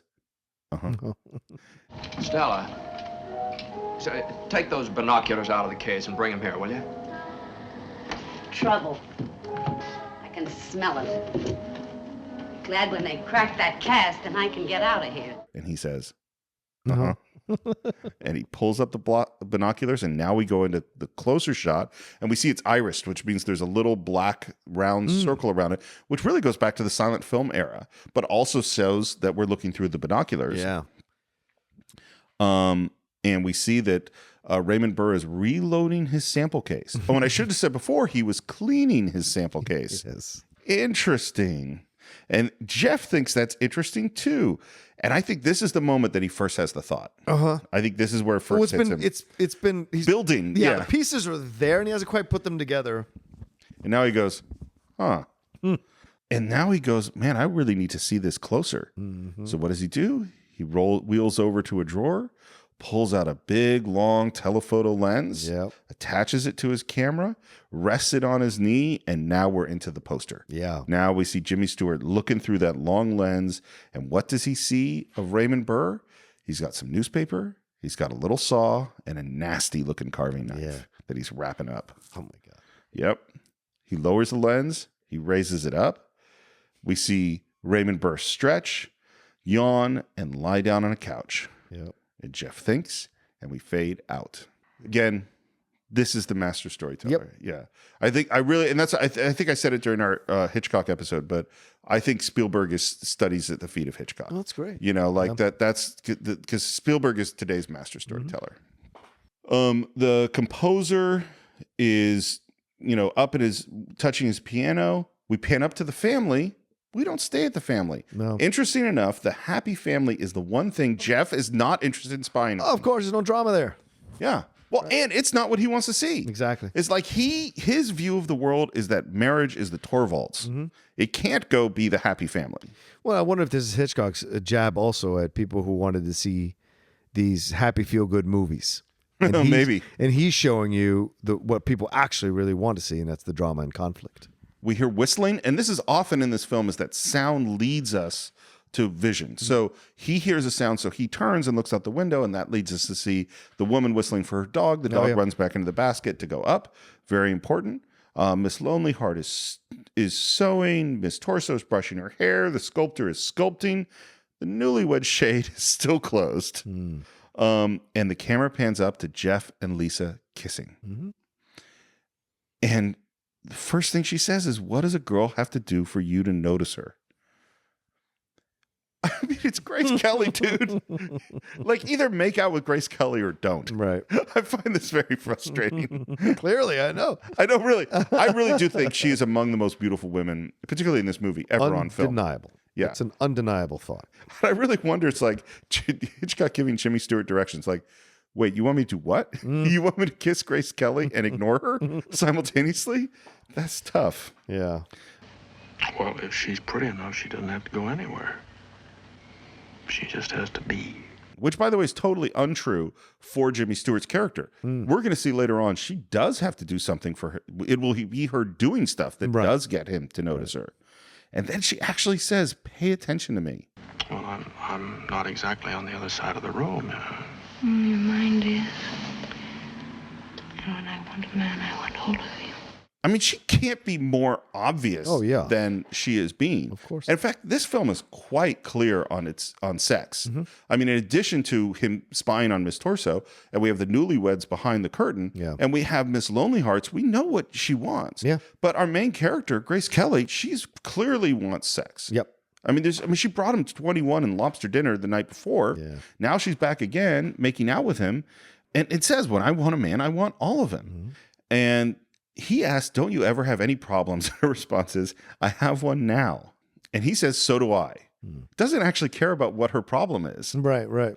And finally she says, tell me about it. And he goes into, why would a man leave his apartment 3 times on a rainy night with a suitcase and come back 3 times? She relates it to the wife. Maybe he likes the way his wife welcomes him home, because that's what she wants. Always thinking the best. Yeah, right. Exactly. And he says, not this salesman's wife. And she says, well, maybe working at home is more interesting. Again, a reference to sex. Yeah. What's interesting about a butcher knife and a small saw wrapped in newspaper, huh? Nothing, thank you. And then we find out that he hasn't been in the wife's room all day. In fact, he hasn't been in the wife's room since we heard the scream. Yeah. There's something terribly wrong. And I'm afraid it's with me. And she gets up. Like, finally, she gets the point. Yeah. And again, this is where I just keep going, like, dude, if you don't love her, break up with her. What do you do? Like the last time he said, can't we keep it status quo? Well, status quo is torturing her. Yeah. It's really horrible. Yeah. She smokes, and he looks right out at Miss Torso. Yeah. Who's in a kind of sexy pose in the bed. Which, again, not cool. Like, you're with your woman, and you're just going to stare at some woman across, in some bed. Right. And he's just going through his thought process, and his line is, that'd be a terrible job to tackle. She doesn't know what he's talking about. Yeah. Just how would you start to cut up a human body? All right, she's done. She turns on the light and says, "You're beginning to scare me." Yeah. And then he goes, she's coming back, and there is Raymond Burr. And he comes back with a rope. Oh, God. I mean, how obvious do you have to be? Yeah. Which, of course, later we find out has nothing to do with the body. Exactly. It's so ironic. But it sure looks like it's something scary. It's a great misdirection by Hitchcock. Yeah. Jeff grabs his binoculars, and she grabs him by the wheelchair and turns him around and says, "If you could only see yourself, this is diseased." Which... She's right. Totally right. Yeah. I mean, the fact that he ends up being right about the murder does not change the fact that for 6 weeks he's been spying on his neighbors. Yeah. What do you think I'd consider it recreation? Yes, we do think that. Look, we're fairly it's clear. pretty much, yeah. That's what you've been doing. You can lie to her. You can't lie to us who've been watching you do it. Yeah. And she lays down the law. If you don't stop this, I'm out of here. And he's trying to explain about the wife. She was an invalid, constant care, but he hasn't been in to see him. Right. And she goes, "Well, maybe she died." And he goes, "Okay, if she died, where's the doctor? Where's the ambulance?" Yeah. And now we bring up the knives and the saw and the ropes. And she shoots it down. Lots of people have knives and saws and ropes around their houses. And lots of men don't speak to their wives all day. Lots of wives nag and men hate them and trouble starts. But very, very few of them end up in murder, if that's what you think. All perfectly logical. And then she goes on like a murderer wouldn't be parading around with his knives and his saws. He would hide these things. And really, I really think I would love to see a different movie where you do exactly this movie, except there is no murder. Because everything that is said, like by Doyle, the detective, is correct. We don't know what went on. Right. This woman, all the evidence that they have is totally circumstantial. There could be explanations for it. And really, this is a guy who is completely peeping on his neighbors in ways that are quite invasive at certain points. Yeah. Plus, he has a tendency, because of what we saw at the beginning of the movie in his conversation with his boss, to seek the most dramatic of situations. Yep. So he could be the one creating this whole thing that's happening because that's what he's used to covering. That's what he's used to seeing. So his wild imaginings may be what's fueling what he's doing. And I think that's one of the great things about this movie, Steve, is that you think he's right, but these other people coming in have validity about their opinions and their feelings about what this guy's doing. Because we really don't see very much. Right. Why, for all you know, there's probably something a lot more sinister going on behind those windows. Pointing to the closed shades and the newlyweds. His response is no comment. Yeah. It's a funny bit. And then she stands up and she looks and he looks at her and then he turns, grabs the pair of binoculars. And in this moment, usually in Hitchcock films, we know more than the characters know. Yep. We're ahead of them. In this moment, they're ahead of us. They've seen something. We don't know what it is. Finally, we do see it. And what do we see? A big trunk tied up with those ropes. Yep. Lisa turns to him and says, Let's start from the beginning again, Jeff. Tell me everything you saw. And what you think it means. Fade out. That is a major turn in our story. Yep. Is that suddenly someone else believes him. Yeah. She's now on board. So not only is Lisa on board, she's willing to do a little legwork for Jeff. This is madness. I mean, this first one's not so bad, which is she's just gone down to find out the name, his name and what the actual address is. Not too bad. No. It's going to get a lot worse. Yeah. And it is. He says thank you, and she asks for her next assignment. Here's my question. Yeah. Is she just really intrigued by this murder thing and the mystery and wanting to solve it? Or B, knowing that he wants a woman who can go with him on adventures, deciding to go on an adventure to show him that she can be the kind of woman he wants her to be? Jesus, I've never gotten that far. Or a combo. Yeah, maybe. Look, this is this is what we do on the Cine-files, is our analysis, our objective opinion, what we think's happening. So for me, I think this is why she's with him, even with the abuse. She likes that he's not a stay-at-home guy. She likes that he's got these world adventures and thrilling things, because she probably doesn't go and do much other than what she does there in New York, being part of the world that she's in.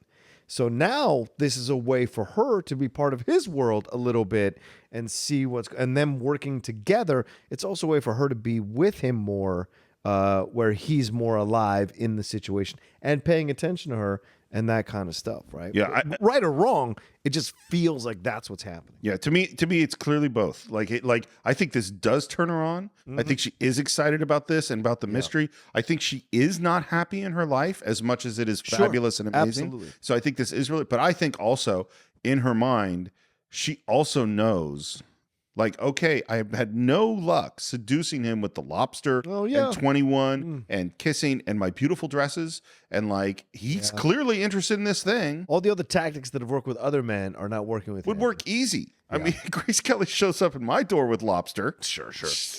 Honestly, she didn't even need the lobster. She could have like a pack of Doritos and a Sprite, and I'd be like, okay.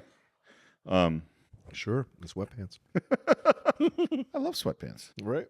And she asks, because she still wants to know what's going on. She asks, what's he doing right now? Yeah. And he's just sitting there, and what do we see of him? Just the tiny light of a cigar in the dark. Yeah. Great. Next day, he's calling his buddy Doyle, who is a detective, on the phone. Doyle is great. And saying like, no, Doyle asks, is important? It's like, well, if nothing important, just a neighborhood murder. Yeah. And he's not nice. He's not even nice to this guy. He's just trying to throw a little business your way. I figured a good detective would jump at the chance of something to detect. And Doyle says he'll stop by, and in comes Stella serving him breakfast. And she's obviously already kind of on board with this too, because she goes, Just where do you suppose he cut her up? Of course, the bathtub. That's the only place where he could have washed away the blood. and as she says this, he is trying to eat a slice of bacon. That immediately puts him off his bacon. Yeah. And she now he's drinking some coffee, and the next thing she says is, You better get that trunk out of there before it starts to leak. he does a little spit take. I love Hitchcock's little bits of comedy. Well, they're very Shakespearean, right? When Shakespeare would throw in those moments of comedy, those comic relief characters in the middle of all this tragedy, like in Macbeth. Like there's always his dark tragedies always have this like comic relief situation. It's so funny. And then his mental thought process is very clear. He goes from Miss Lonely Hearts to Miss Torso up to the newlywed screen. So he thinks of sex with Miss Torso, goes to look at where the actual sex is happening, and now the shade opens. Yeah. And the man leans out, and the wife calls him back in. And he does not look. He looks exhausted. He looks exhausted. Yeah. Well, again, and what's going on with him and Lisa? Right. She is the aggressor sexually, and he is the resistor. Yeah. And now we see the representation of that with our newlyweds. Yeah. And now we're back to Raymond Burr, and there's some delivery guys coming to pick up the trunk. And he's got a 2-day growth of his beard. By the way, his beard is just black, which just doesn't quite match that white hair. And we're upset because we're hoping that Doyle, the detective, would get here before the trunk. And Stella goes, well, I'm going to go get the name on the trunk. She runs down. Yeah. We see Raymond Burr make a phone call, which Jeff can tell is long distance. And we see the trunk driving away on a truck, and a great shot of Stella in the long lens pointing and shaking her head no. She didn't get to see it. Yeah, that's right. Now we have Tom Doyle, our detective. The actor's name is Wendell Corey. And again, he just rips apart everything. Oh, yeah. Like, you didn't see a killing. You didn't see a body. How do you know there was a murder? And he's kind of explaining about knives and trunks and weird sounds. And Doyle's buying none of it. This is a stupid way to commit a murder. Yeah. The stuff he is doing is stupid. We have morons throughout the city who are way tougher murders to solve than this. Right. Why is he still sitting around the apartment? All of this, he goes, there's probably a very normal explanation. The wife took a trip. His wife was sick in bed. Which we saw the wife get up and yell at him. Yeah. It's like, she's not that sick. No. But Doyle does say, okay, I'm going to poke around. And the next thing he says is really interesting. He says, no sense in you getting a lot of publicity. He's actually trying to protect Jeff. Of course. Because if Jeff makes an open, stupid accusation and it's not true, it could ruin him. So he's like, no, this is dumb. Let me poke a little around quietly. Yeah. And as he's leaving, he says, have you had any headaches lately? And Jeff says, not until you showed up. Again, he's a dick. Yeah. This guy came down to help him. Yeah. I mean, and look, in Jeff's defense, he has been sitting in the same place for 6 weeks. I mean, you do get irritable, right? Yeah, you get irritable. Yeah, but cabin fever. And Doyle says, well, the headache will wear off along with the hallucinations. And he walks out. and we hear a dog whining. And again, sound leads us to have the camera and Jeff look out the window, and there's that dog digging at the flowers. And Thorvald comes out, and he sees the dog, and he very nicely, I think, actually pushes the dog away. Mm-hmm. He is not mean to the dog. Not yet. And Jeff watches that, and then he watches Doyle, who's looking around, and now Doyle is back in the apartment with some info. He says, okay, they had a 6-month lease. It's 5.5 months out. The guy's a drinker, but he's not a drunk. He sells costume jewelry, and that the wife and the husband left the apartment at 6 a.m., which, of course, is we saw him leave with a woman at 6 a.m. Yeah. And we saw that Jeff was asleep then. Who said they left then? Who left where? The Thorwalds at 6 o'clock in the morning. Oh, the building superintendent and 2 tenants. Flat statements, no hesitation. They jive to the letter. And now Jeff's like, well, they were bribed, or he's trying to knock down those theories because he is convinced of what he saw. Mm-hmm. What do you do? Are you interested in solving this case or in making me look foolish? Well, it's possible, both. And again, Doyle is cutting him apart. And he's like, well, just go search the apartment. Mm-hmm. And he's like, no, there's a constitution and there are laws. I can't do that. And he goes, well, what do you need to search the apartment? It's like, well, we need some evidence. He goes, well, go get a search warrant. And he goes, yeah, I'm going to go to the judge and say, Your Honor, I have a friend who's an amateur sleuth. They'll throw the penal code out in my face. And it's 6 volumes. What do you need before you can search? Tell me now, what do you need? Bloody footsteps leading up to the door? One thing I don't need is heckling. You call me and ask for help. I'm behaving like a taxpayer. Yep. I love that line. Mm-hmm. And he asks, how did we stand each other in the war? And then the last thing he says is, oh, by the way, there was a postcard in his mailbox from Anna. Is that Anna? Is that who I think it is? Mrs. Thorwald. And when he exits, he says, anything you need, Jeff? And Jeff says, you might send me a good detective. Oh. Yeah, he's an asshole. Yeah. Well, and this is back to your earlier point. This is why you cast Jimmy Stewart. Mm-hmm. Is Jimmy Stewart is among the most likable people in film history. Of course. And so we do like him. But when you kind of objectively look at his actions in this film. No. he's We bad. default to try to understand him and forgive him for being a jerk. Yeah. And then we get Grace does. Yeah, exactly right. And then we get a massive, massive itch as an opera aria is rising to a climax. And again, the satisfaction of him scratching that itch with that back scratcher is awesome. It's night. He's got a sandwich with his telephoto lens. Yeah. Now this is fully, watching TV and eating dinner. Yeah. We see the dog go down. We see Miss Lonely Heart getting ready. Bright green dress. She's checking her makeup. Yeah. I love, by the way, she takes a drink. She picks up her glasses. She puts on the glasses to fix her makeup, then takes the glasses off. Yeah. Because she clearly needs them and doesn't see well. Yeah. But she can't wear her glasses when she's going out. Right. And she walks towards the door, pours herself one more drink before going out, and she goes out. Up in the composer's apartment, a party is starting. A dance teacher is with Miss Torso. We see Miss Lonely Heart on the street. Mm-hmm. The song that's playing from the party upstairs is Waiting for My True Love to Appear. Oof. Yeah. Yeah. She walks into a restaurant. Fortunately, there's a table right in the window, directly centered in the alley where Jeff can look out with his telephoto lens and watch her sit down at the table. And we know what she's out for. She is out to pick up a man. Yep. And just as we're watching her sit at this restaurant, who walks into frame? But Thorwald, Raymond Burr, with a box in his hand from the laundry. And now Jeff is very interested, follows him back up to his apartment where he opens up the laundry box. It pulls out some clean laundered shirts, pulls a bunch of shirts out in the drawer, and we realize that he is starting packing. Yep. Jeff reacts, calls up Doyle's house. His wife answers, and he's like, it's really important. Have him call me. Thorwald is pulling out tonight. And I like at the very end of the conversation, he's like, no, he'll know who Thorwald is. Don't worry, it's a man. Jesus. So he's telling the guy's wife Yeah. that he's not calling her about an affair. Yeah. And then we see Thorwald sit down. He's dialing the phone, again, long distance, and he has a purse, and he's pulling jewelry out of the purse, including 2 or 3 rings, one of which looks like an engagement ring, and one of which definitely looks like a wedding ring. Yeah. Up at the composer's apartment, more and more partygoers are showing up. And now Lisa enters, just like Miss Lonely Hearts wearing a beautiful green dress. A more beautiful green dress, I would say. And he doesn't really notice her because he's telling her that Thorwald's ready to pull out for good. And explains that about the clothes being laid out on the bed, explains about the alligator handbag, describes the jewelry, and then he says he's asking for advice over the phone. Right. How does he know he's asking for advice? I don't know. He doesn't know that. No. And he's talking to someone who's not his wife. How does he know he's talking to someone who's not his wife? Right. He doesn't know that either. And we see Raymond Burr turn off the lights and exit. And of course, Lisa's like, okay, we can put the lights on now. He's like, no, let's wait. And they realize that he's maybe turned the other way. And they finally turn it on. She crosses around the room, turning on the lights. She's been thinking about this. Yeah. And this new information, she's fully on board at this point. Oh, yeah.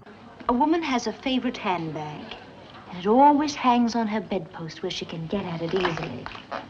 And then all of a sudden she goes away on a trip and leaves it behind. Why? Because she didn't know she was going on a trip, and where she's going, she wouldn't need the handbag. And that jewelry. Women don't keep their jewelry in a purse getting all twisted and scratched and tangled up. Well, they hide in their husband's clothes? They do not. This is a great line. This whole thing she talks about is brilliant. I totally agree. And I also think it's all just speculation because we don't know that's her favorite handbag. That could be her least favorite handbag. Could be. You know? And no, not all women actually do leave their handbag on the bedpost. I love the speech. No, but the idea of having a favorite handbag. Yes. That's very true. Why, a woman going anywhere but the hospital would always take makeup, perfume, and jewelry. Now, this was an invalid. She could be going to the hospital. You know? Yeah. That's where it's like, you know, you base your logic on a bunch of like, he's calling long distance, not talking to his wife, getting advice. That's her favorite handbag. These are all things you would do. Yeah. Yeah. But now she's completely convinced. And this is when Jimmy Stewart tells her, well, Doyle says he left with a woman at 6 a.m. Well, I have a pat rebuttal for Mr. Doyle. That couldn't have been Mrs. Thorwald. Oh? Or I don't know women. Well, what about the witnesses? We'll agree they saw a woman. But she was not Mrs. Thorwald. That is, not yet. So now, with a very subtle line, Lisa has said the plot. Yeah. He's having an affair with another woman. That's who he left with. Yeah. And what does Jimmy Stewart do when she does this? He says, come here. Yeah. And she does this beautiful spin and ends up in his lap. Yep. So the first moment that he behaves romantically towards her is when she is fully on board in his adventure. Yep. That's now suddenly he is interested in a way he was never interested before. Mm-hmm. But he's still going, man, I wish Doyle would show up. And her response is, don't rush him. We have all night. We have all what? Night. I'm going to stay with you. Now, we just saw Miss Lonely Heart go decide to make a big move to get a man, to get dressed up, to put on the right. I think that's exactly what Lisa has done. She is Miss Lonely Heart. Okay. What did she do? They had a big fight last we saw them. She said, you know, I'm not going to see you again until tomorrow night. Right. You know, and now she went home. She thought about it all day. I mean, she did have this little adventure before looking up the address. And now she has packed a bag with her negligee and decided that she's going to spend the night with a man. Right. Which in 1954, this is a big move. And he thinks it's a big move. Well, you'll have to clear that with my landlord. Which is interesting that this was a world where you weren't allowed to have a visitor overnight guest without letting landlord know. Yeah.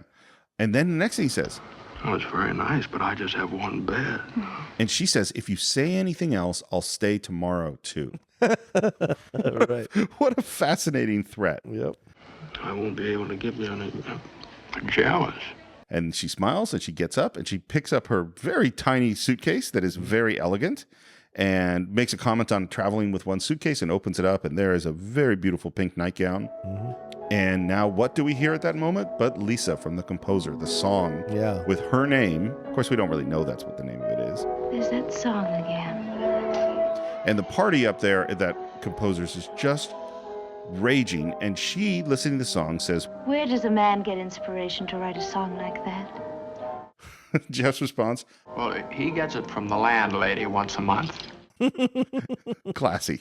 Yep. And then Grace Kelly sits down in a pose, lounging, that is just like a perfect pose.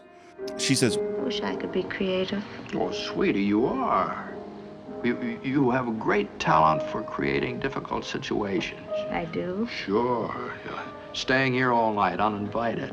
Not welcoming. Right. And her response, which I love, is surprise is the most important element of attack. And then we talk about the Girl Friday. That's always, when a person's having an adventure, there's always the Girl Friday. And Jeff's response is, But he never ends up marrying her, does he? That's strange. Weird. not cool, man. And she says she's going to slip into something more comfortable. And he wants some coffee. Yeah. And what do we see then? He looks out the window. And again, we see the groom of the newlyweds and getting called back by the wife. Again, the tension of the wife being the aggressor in the sexual situation, directly mirroring what's happening in his life at that moment. And who walks in, because apparently we don't have locks on doors, is in walks Doyle. Doyle, yep. And the first thing he notices when he comes in is he hears Grace Kelly singing, and he sees her shadow. And Jeff sees him seeing this. Yeah. He looks up at the party that's packed where the composer's apartment. He looks down at the dark window of the Torvalds and finally asks Jeff what he's got. And Jeff explains that he's packed and ready to leave. And Lisa enters with some brandy snifters. Doyle just stares at her, as you would. There's an introduction, and Lisa's first thing that she says is, We think Thorwald's guilty. Yeah. And what does Tom see in that moment? The suitcase with the nightgown. Yep. And I love, and of course, Jeff because again, this is all about seeing things. So he sees the suitcase with the nightgown. Jeff sees him seeing the suitcase with the nightgown, and he says, Careful, Tom. in a very sort of warning voice. Yep. The phone rings, and it's for Doyle. He picks it up and gives a sort of, yeah, got it. Okay, thanks, and hangs up. Nobody asks him about what this phone call was. Right. And Lisa says, well, tell him about the jewelry. And they kind of go about the jewelry and the handbag. And obviously there's only one conclusion, that it's not Mrs. Torvald who left this morning, because women don't leave their jewelry behind. And this isn't really working on Doyle. Yeah. He walks in this really strong move straight up into a close-up in the camera and says, Lars Thorwald is no more a murderer than I am. and Jeff's like, well, does that mean you can explain everything? And he's like, no, I don't have to explain everything. That's not the point. People do all sorts of weird stuff. Like, they have a right to private lives, and we don't have to have explanations. Yes, the guy has a knife and a saw. People have knives and saws. Yes, he went out in the rain. He goes through all the stuff. Yeah. And he did check the train, and there really was a woman who went onto the train. He says, they go, well, what about the trunk? He's like, yeah, I found the trunk. Well, what about the rope? Well, it has a broken lock. Well, what's in the trunk? It's filled with all of the wife's clothes. He's like, well, did you send him to the lab? No. I sent it on its perfectly legal way. Yeah. You know, and they ask, well, why did she take everything he owns? And I like this, as he goes, well, let's have the female intuition answer. And she says, well, because she's not planning on coming back. Yeah. And then Jeff asks, well, did he tell his landlord? I mean, if they're moving out, did he tell his landlord? I think he's hiding something. To which Tom's response, looking at that suitcase, is, Do you tell your landlord everything? and there's a pause. And then in a really warning tone, he says, I told you to be careful, Tom. but this proves the point. You know, it's like, it proves the point that it's like, no, you didn't tell you're up to something here right now here, and you don't want anyone to know about it. Well, yeah. Yeah. This is my contention, that Jeff is the flip side of Torvald, only that, but without committing the murder. He's just as entitled, just as, I don't know. It just feels that way to me, that he's not that much more different than Torvald. Just he doesn't commit a murder. And if someone was staring into Jeff's apartment from across the road, who knows what story they would make up about what's going on in there. Absolutely. You know, you see this woman coming and going. You see, I mean, who knows? Yeah. Certainly the big story you would make up is this guy is a peeping Tom and should be arrested for staring into people's windows. Yeah. And it's funny, we get this little kind of strange bit of backstory at that moment, which is Doyle says, if I was carefully piloting that reconnaissance play, you wouldn't have taken that picture. So this is clearly in the war, in a plane, the beginning of him being a photographer happened with this guy, Tom. Which made him famous. And Tom's still trying to make this night. Let's just sit and have a drink and tell war stories. But that's not going to happen. Yeah. He catches it real quickly, because Lisa walks over to Jeff. And he goes, oh, it's you against me? And he goes, okay, I'm going to go home. And I love, by the way, he tries to take a sip of the brandy out of the brandy snifter and kind of spills it on his chest just to add a little bit of comedy. And he heads out, but as he's leaving, he goes, Oh, the telephone call. I gave him your number. Hope you don't mind. Well, depends who they were. The police at Marriottsville. They reported the trunk was just picked up by Mrs. Anna Thorwald. and he leaves.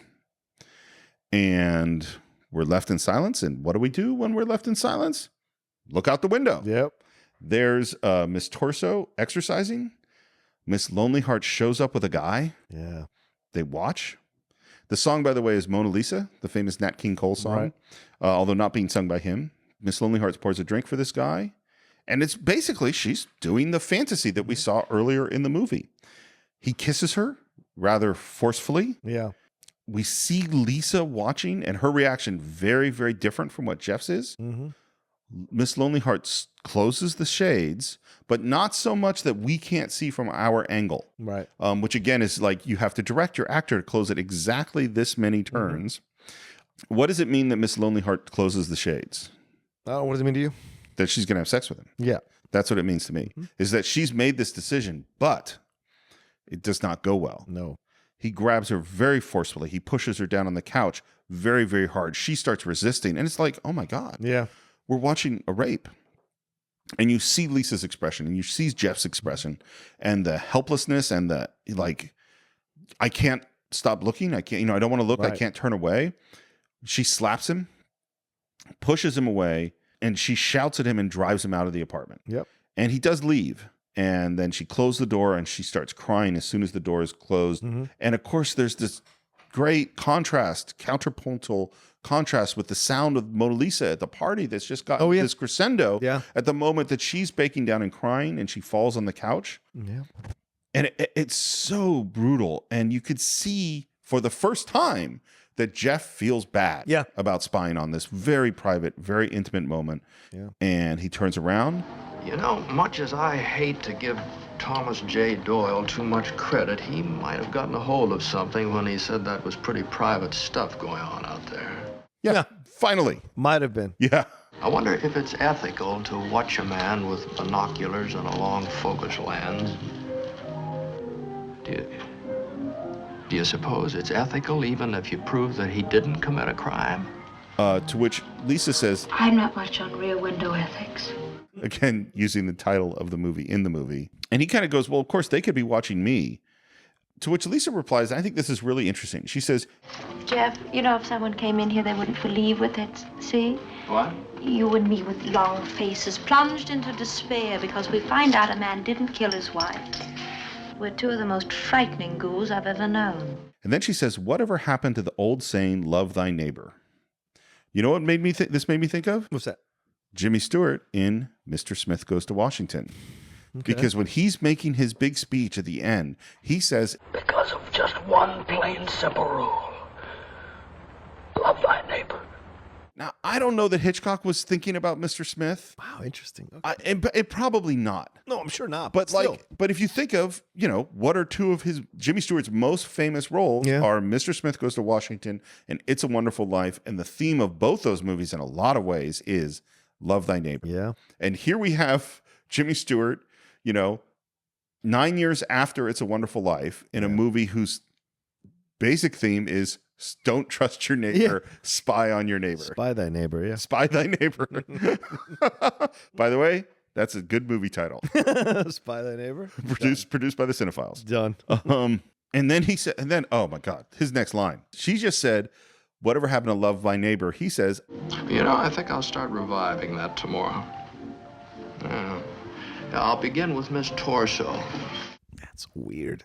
he literally said he's with the woman that who's come over to have sex with him. Yeah. And he's literally said, good idea on this love thy neighbor thing. I'm going to start with her.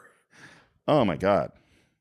But she closes the curtains and says, not if I have to move across the way and start doing the dance of the seven veils. It's like, no, I'll move it. I'll be your Miss Torso. You don't need another Miss Torso. Right. And finally, she closes the curtains, shades, and says, show's over for tonight. And she picks up her suitcase with a nightgown and says, preview of coming attractions. Like, you can't be more forward than what she's doing in this scene. Yeah. And she goes in the bedroom and we fade out. Later on, she enters. She's in the nightgown. By the way, this nightgown is almost the same one as the wife was wearing that got in the bed. Yeah. And right before anything can happen in this scene, we hear screaming. And they go to the window, and there the woman on the balcony is crying because her dog is dead. Yep. And an interesting thing happens in the scene is everybody, the people in the party, every single person, Miss Torso, Miss Lonely Hearts, everyone comes out to look. It is the only time in the film where our perspective is not from Jeff's apartment. Right. Where the camera moves down on the ground.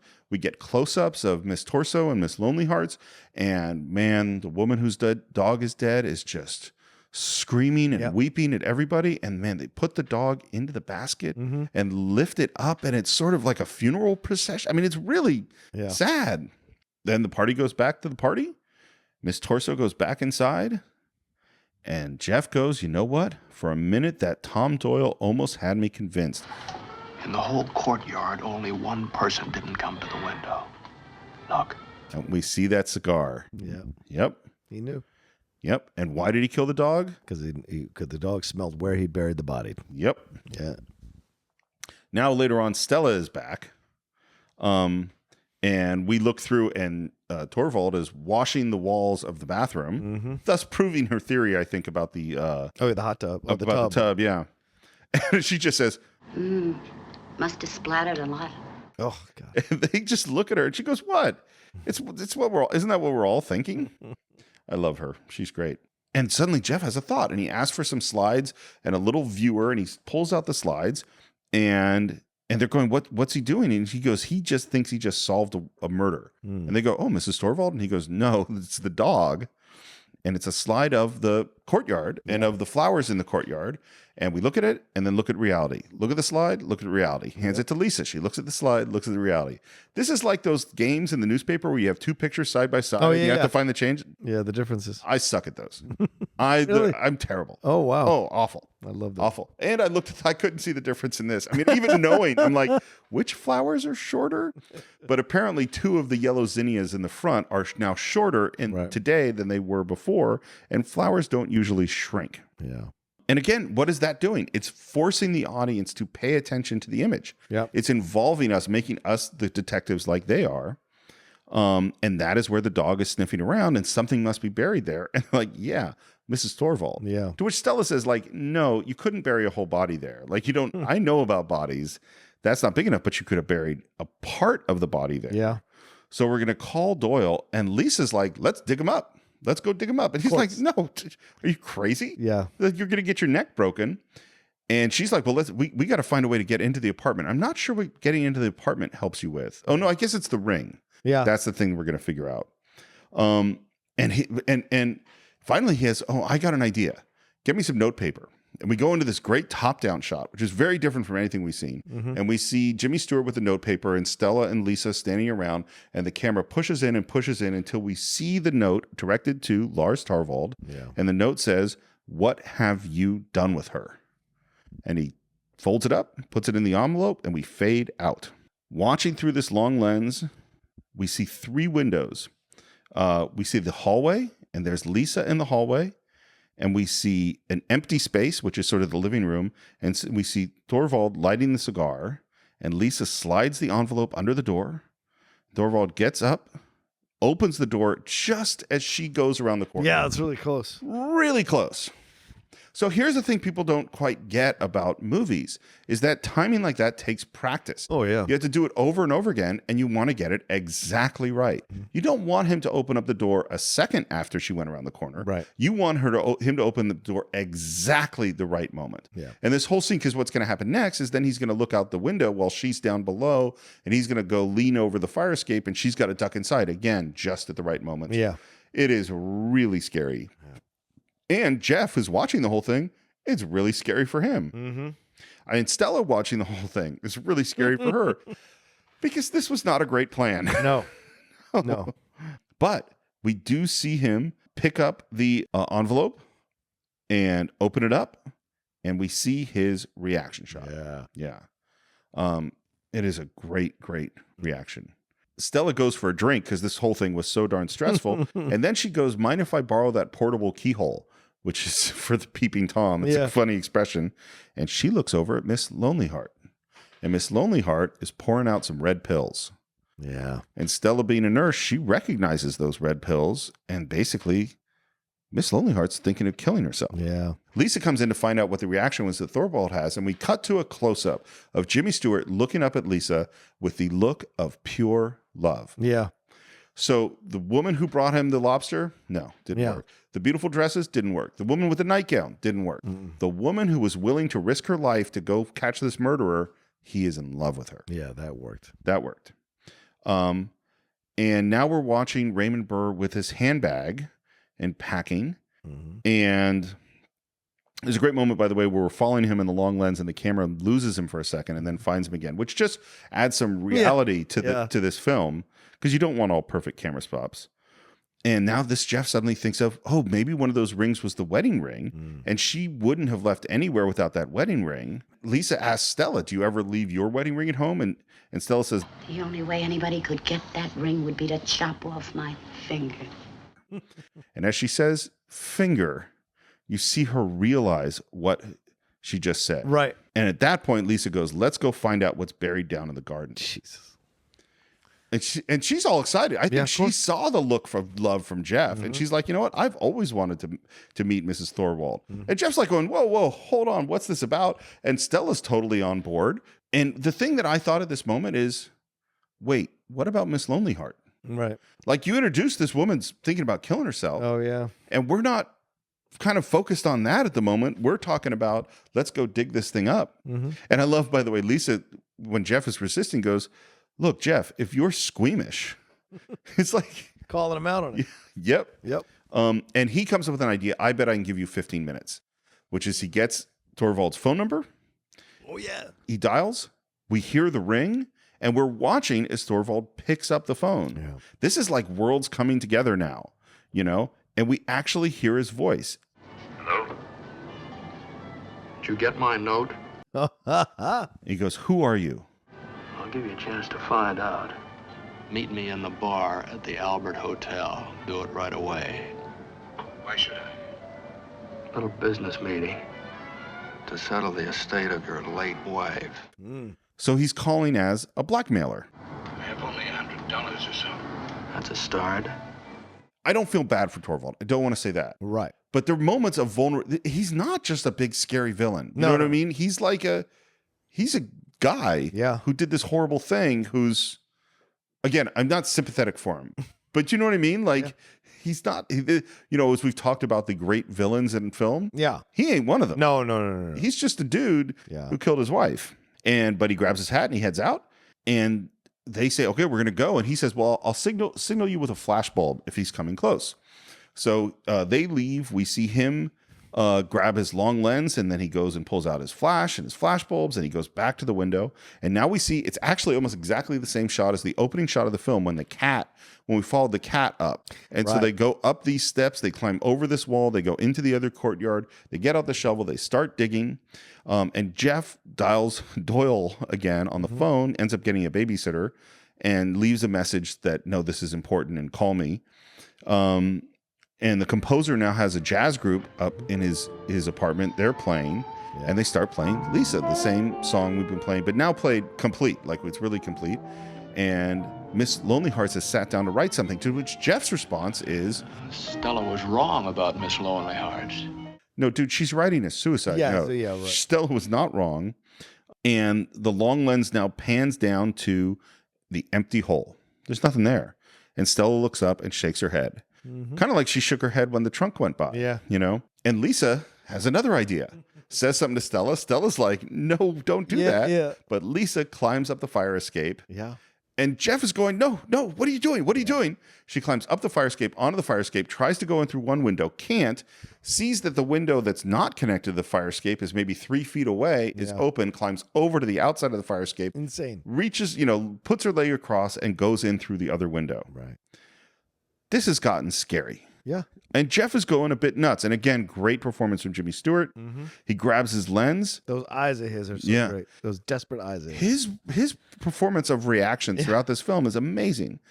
We see her find the purse, and she looks in it. There's nothing. She turns it upside down. It's clearly empty. Again, great storytelling. And he's going, come on, get out of there. Get out of there. And Stella comes in, and she says that Lisa had said, well, ring Thorwald's phone if I'm in trouble. And he goes like, I'm going to call that right now. But then they realize that Miss Lonely Heart is really about to kill herself. Yeah. So now he's, instead of calling Thorwald's, he calls the police. And we hear the music, and Miss Lonely Heart stops. Mr. Jeffries, the music stopped her. And the music is so powerful, in fact, that we realize that directly above Miss Lonely Heart, Lisa has stopped to also listen to the music. And we were so distracted by calling the police that we didn't notice, and Jeff didn't notice, and Stella didn't notice that Thorwald was coming back. Yeah. Lisa! And the reaction from Jeff is just huge. Pure desperation. Yeah. He goes into the house. The police answer. Precinct 6, Sergeant Allgood. Hello. Look, a man is assaulting a woman at 125 West 9th Street, second floor, at the rear. Thorwald finds the purse.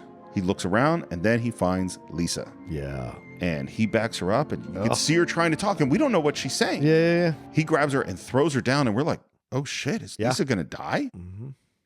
And he's holding out his hand for something, and she gives him something. And fortunately, just as we think like, oh my God, something terrible is happening, she starts screaming, Jeff.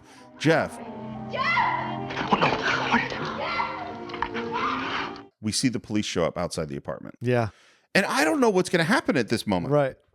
The police bang on the door because Thorwald's turned the light off. Yeah. Like he's going to kill her. Yeah. And then he turns the light back on. He goes out to the police. The police come in, and the look of sort of pitiful guilt on Thorwald's face is huge. And we don't, again, know what Lisa's saying, but it ends up so that she's kind of saying, I broke into his apartment. She doesn't say this guy's a murderer. No. And as she's talking to the police, her back is to us, and her hands are behind her back, and she is wearing the wedding ring on her finger, and she points to it so that Jeff will see that she has the wedding ring. Yeah. And she is getting taken away by the police with the wedding ring. Right. By the way, hero. Yeah. This is full hero. I mean, Jeff is just sitting in his apartment with a broken leg. action, Yeah. And unfortunately, though, as Jeff is seeing the wedding ring, Thorwald looks behind the back and sees the wedding ring. Yeah. And then in one of the most amazing moments in the film, slowly turns and looks straight into the camera. That's the greatest moment in this movie, and one of the greatest reveals in any film I've ever seen.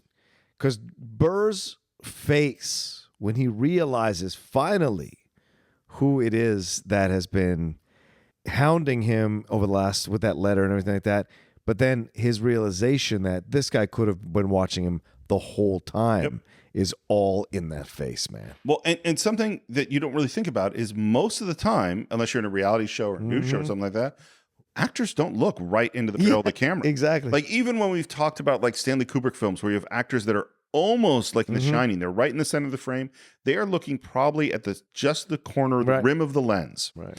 When you look directly in the lens, it feels completely different. And so Raymond Burr he's looking right at us. Yeah. We have been the voyeurs the whole movie, and he is seeing us. Yeah. He's not just seeing Jeff. Yeah. So the police take Lisa away. Obviously, she's being arrested. Yep. And Jeff's first thought is, we got to bail out Lisa. Yeah. And so he's looking, we got to get some money together. It's probably $250. I don't know why he knows how much bail for a first time offense is. Yeah. And he's not thinking, the murderer just saw me. Right. We're thinking the murderer just saw me, but they get together some money. They go into Lisa's purse. They go into Stella's purse, and Stella goes off to the jail. Right. To bail her out. And the phone rings, and it's Doyle. And he's kind of irritated with Jeff, unsurprisingly, but quickly Jeff explains that Lisa's been arrested and they found the wedding ring and that she's in jail. And Doyle goes, okay, I will go down and straighten this thing out. So to some degree, Doyle is convinced at least that he needs to go do something right now. Yeah. And then the last thing that Jeff says to him is, this fellow knows he's being watched. He's not going to wait around forever. Right. Again, not thinking that I'm now in danger. He hangs up the phone. The phone immediately rings. He picks it up. And he says, while looking out the window at the dark apartment, Tom, I think Thorwald's left. I don't... And then he figures it out. And there's a pause. and a reaction, and a pause continues, and then he says, Hello. and there's a long pause, and then a click. And then you see him realize what's about to happen. Yep. Great Hitchcock moments. Yep. And we hear a heavy door slam, and we hear footsteps. Yeah, man. And we're in this high angle of him in the wheelchair trying to figure out what to do. And now he's looking around going, what do I do? Right. You know, he's looking, is there a weapon? Is there, you know, and he goes over to the front door, which there's a step up. He can't even get to the door to lock the door. I think. Right. And finally, the only weapon he finds is he has his flash and his flash bulbs, which he had to signal them before. And the steps get closer and closer, and it's slow.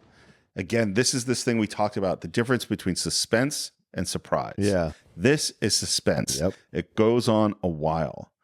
Jeff wheels all the way back in the room, right towards the window. He's got his flash bulbs ready. The door opens a crack, and in walks this huge silhouette of Raymond Burr, looking really powerful, and he moves into the light. Yeah. It's really scary. Now we're the voyeur watching Jeff. Yeah. Good point. And right, in this moment, now we are on the outside watching Jeff. Yep. As if we're across the way watching what he's going through. Well, and to be clear, what is all of film but voyeurism? Yeah, true. You Very know? true. You know, and Hitchcock is a person that, like, it's not like he lived crazy lives. No. He had a prurient desire to look into the darkest, you know, naughtiest.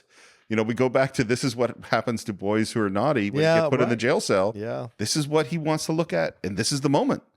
And Torvald's first like, well, what do you want from me? Like, why are you doing this? And he won't answer. Nope. Your friend, the girl, could have turned me in. Why didn't she?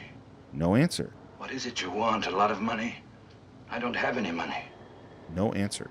Say something. Tell me what you want. No answer. Can you get me that ring back? No. Tell her to bring it back. I can't. The police have it by now. And this is it. Like, now I've got to kill you. Yeah. And he steps forward and he hits him with that flash. Yeah. And you see Raymond Burr's reaction, and then you see everything go red and fade out of the red. Yeah. And then it happens again, and it happens again, and it happens again. Yeah. What do you think of these flashes as a defense? Oh, interesting. I thought it was ingenious by him as a photographer to be able to use this. Definitely think that. But the question is, do you become more accustomed to it as the more you get flashed? I don't know. I think the first one is great. I think the second is great. I think the third and the fourth are not. Okay, you think it's too much. It's too much because Okay. I'd cover my eyes. Yeah, you know what right. I mean? Like, you figure it out. yeah, it's like if it was the first one is shocking and Yeah, brilliant, right. and having the photographer use the flash as photography as his defense, great. Genius, yeah. But it does to me. It goes on like one too many. Gotcha. But he steps forward, and finally, he grabs him, and they start wrestling. And we see that the police are across the way, and he yells for them. And we see Lisa's there, and Doyle's there. Yeah. And Burr attacks, and he's on him. And the attack is really weird. It's like a clumsy bear. Yeah. Yeah. Well, two things it reminds me of. One is Orson Welles in Touch of Evil. Oh, yeah. That sort of violent, disorienting thing. And the other thing is because it's cut really fast in a really disjointed way. Yeah. It's something we're going to see in a way more extreme view in the murder scene in Psycho in the shower. Is that we don't quite know what angle we're looking at. The cuts are really fast. There's this weird moment where his legs are up and we don't quite know what's happening. We end up out towards the window, and everyone starts hearing this, and we see Miss Lonely Hearts, and we see the newlyweds, and we see Jeff is now hanging from the window, and Doyle asks for a gun. Creel, give me a 38. And the cops grab Torvald, and Jeff is still hanging there, and then he falls.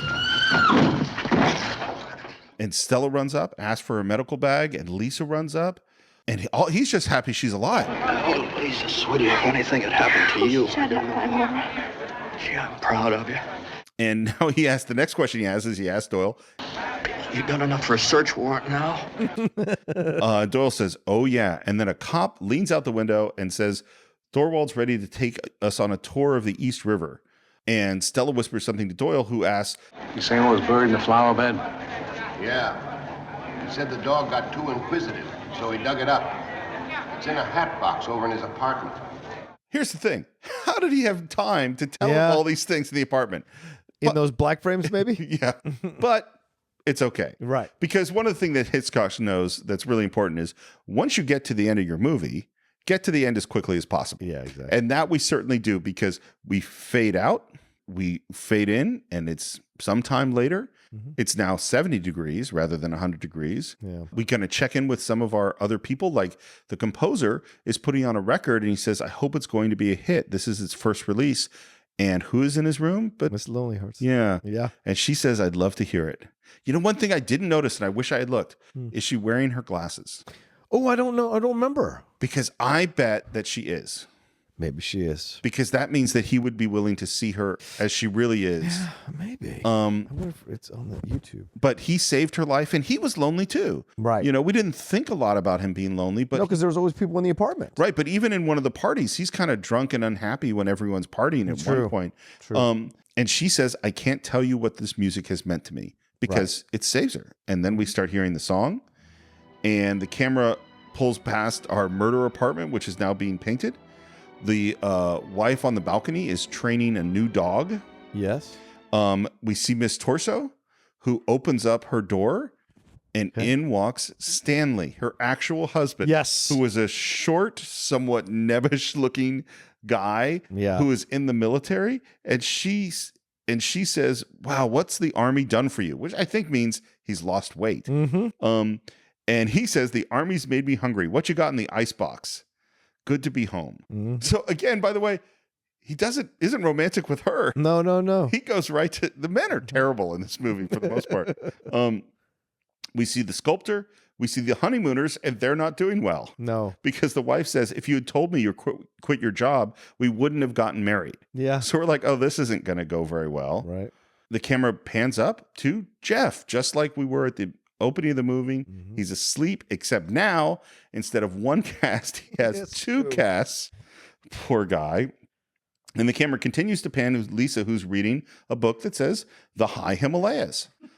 And she's wearing slacks now, which we haven't seen before. So she's not dressed in a fabulous dress. Right. And we go, oh, maybe she is going to go on the adventures with him. And she lowers the book and sees that he's asleep and picks up Bazaar and starts reading that. And one more important detail. Do you know what she is not wearing? The ring? A wedding ring. Yeah. They are not married. No. So I don't know that we really know where this relationship is going to go. And this is the end of the film. Yeah. We reach our credits. She's not wearing her glasses. She's not wearing her glasses. As you were talking, I watched the ending Yeah, I scene saw on YouTube. She is not wearing glasses, but they look very happy. They look happy. Yeah.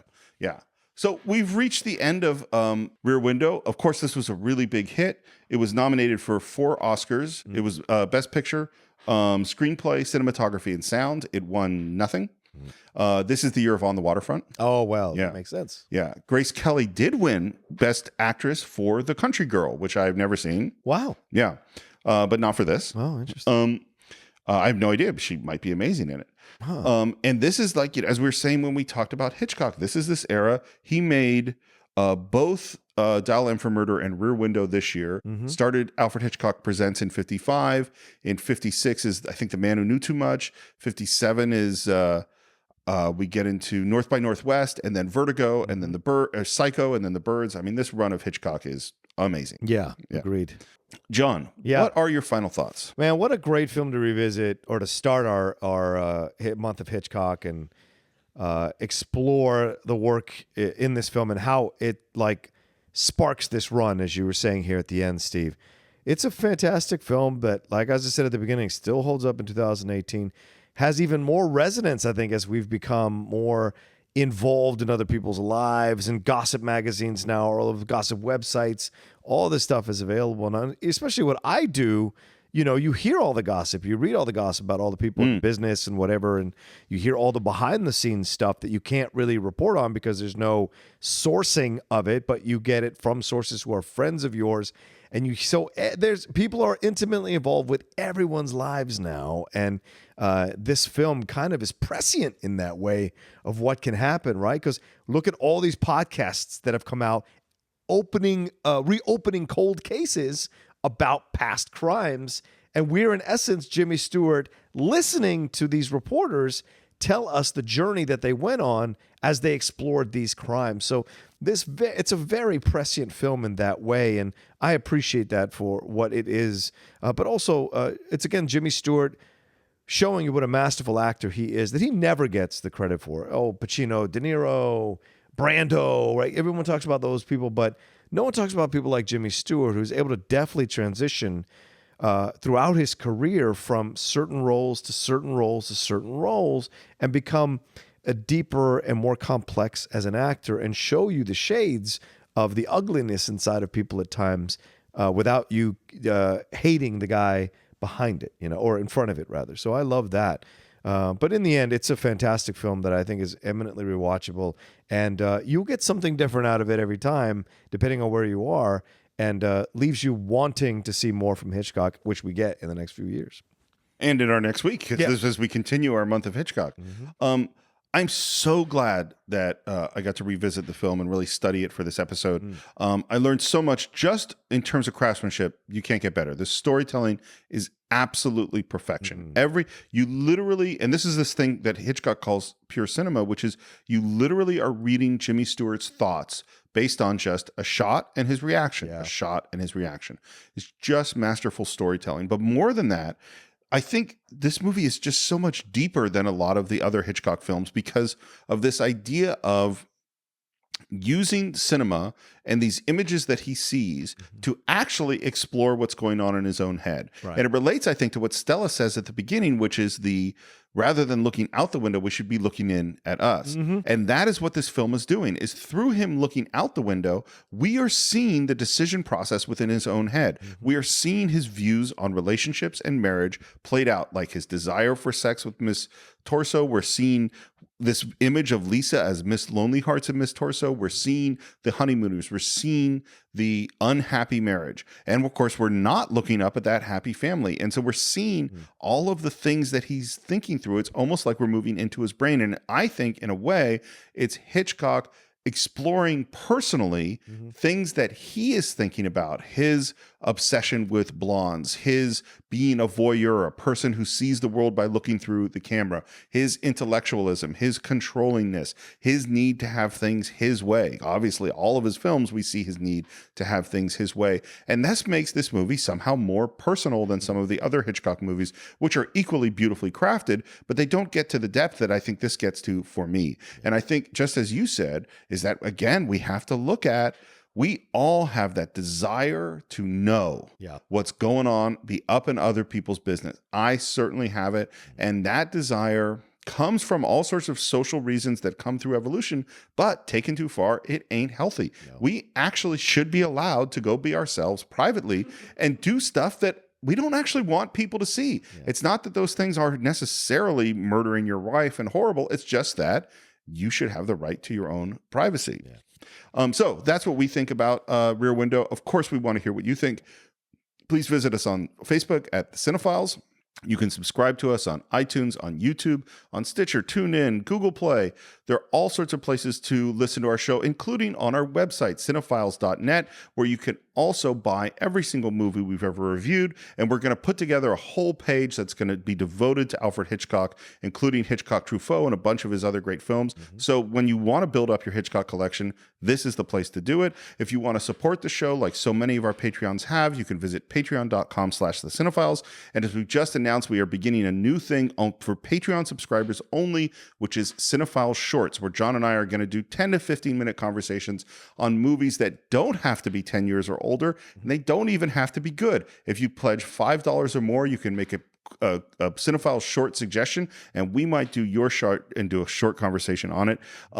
As always, you can reach me on Twitter at SRMorris, and starting now, you can also reach me on Instagram at SRMorris1. You got to put the 1 on because I couldn't get the same SR Morris, but I'm trying. It's going to take me a little while to get in the rhythm of doing it, but I know that I haven't been a good person in communicating on all the social media, so please reach out to me at SRMorris1 on Instagram. John, where can they reach you? Well, you can always find me at The Roca Says on Twitter and on Instagram. And although Steve says it don't have to be good, we'd prefer it if these shorts were good so we could have something interesting to talk about. Well, to be clear, we're not going to talk about it if we don't find it interesting. That's true. That's a fair point. So you can suggest Police Academy 6, but we might not talk about it. I've never seen it, so yeah, we're not going to talk about it. Exactly. But I love this idea that we're doing the Cine-files shorts. It was a great thing that we're getting a lot more. We're getting cleaned up, and that's our goal for 2019, to be more cleaned up on the Patreon side of things, so that those of you who've been so great to donate and give and support the show, we want to make sure you get what you or have been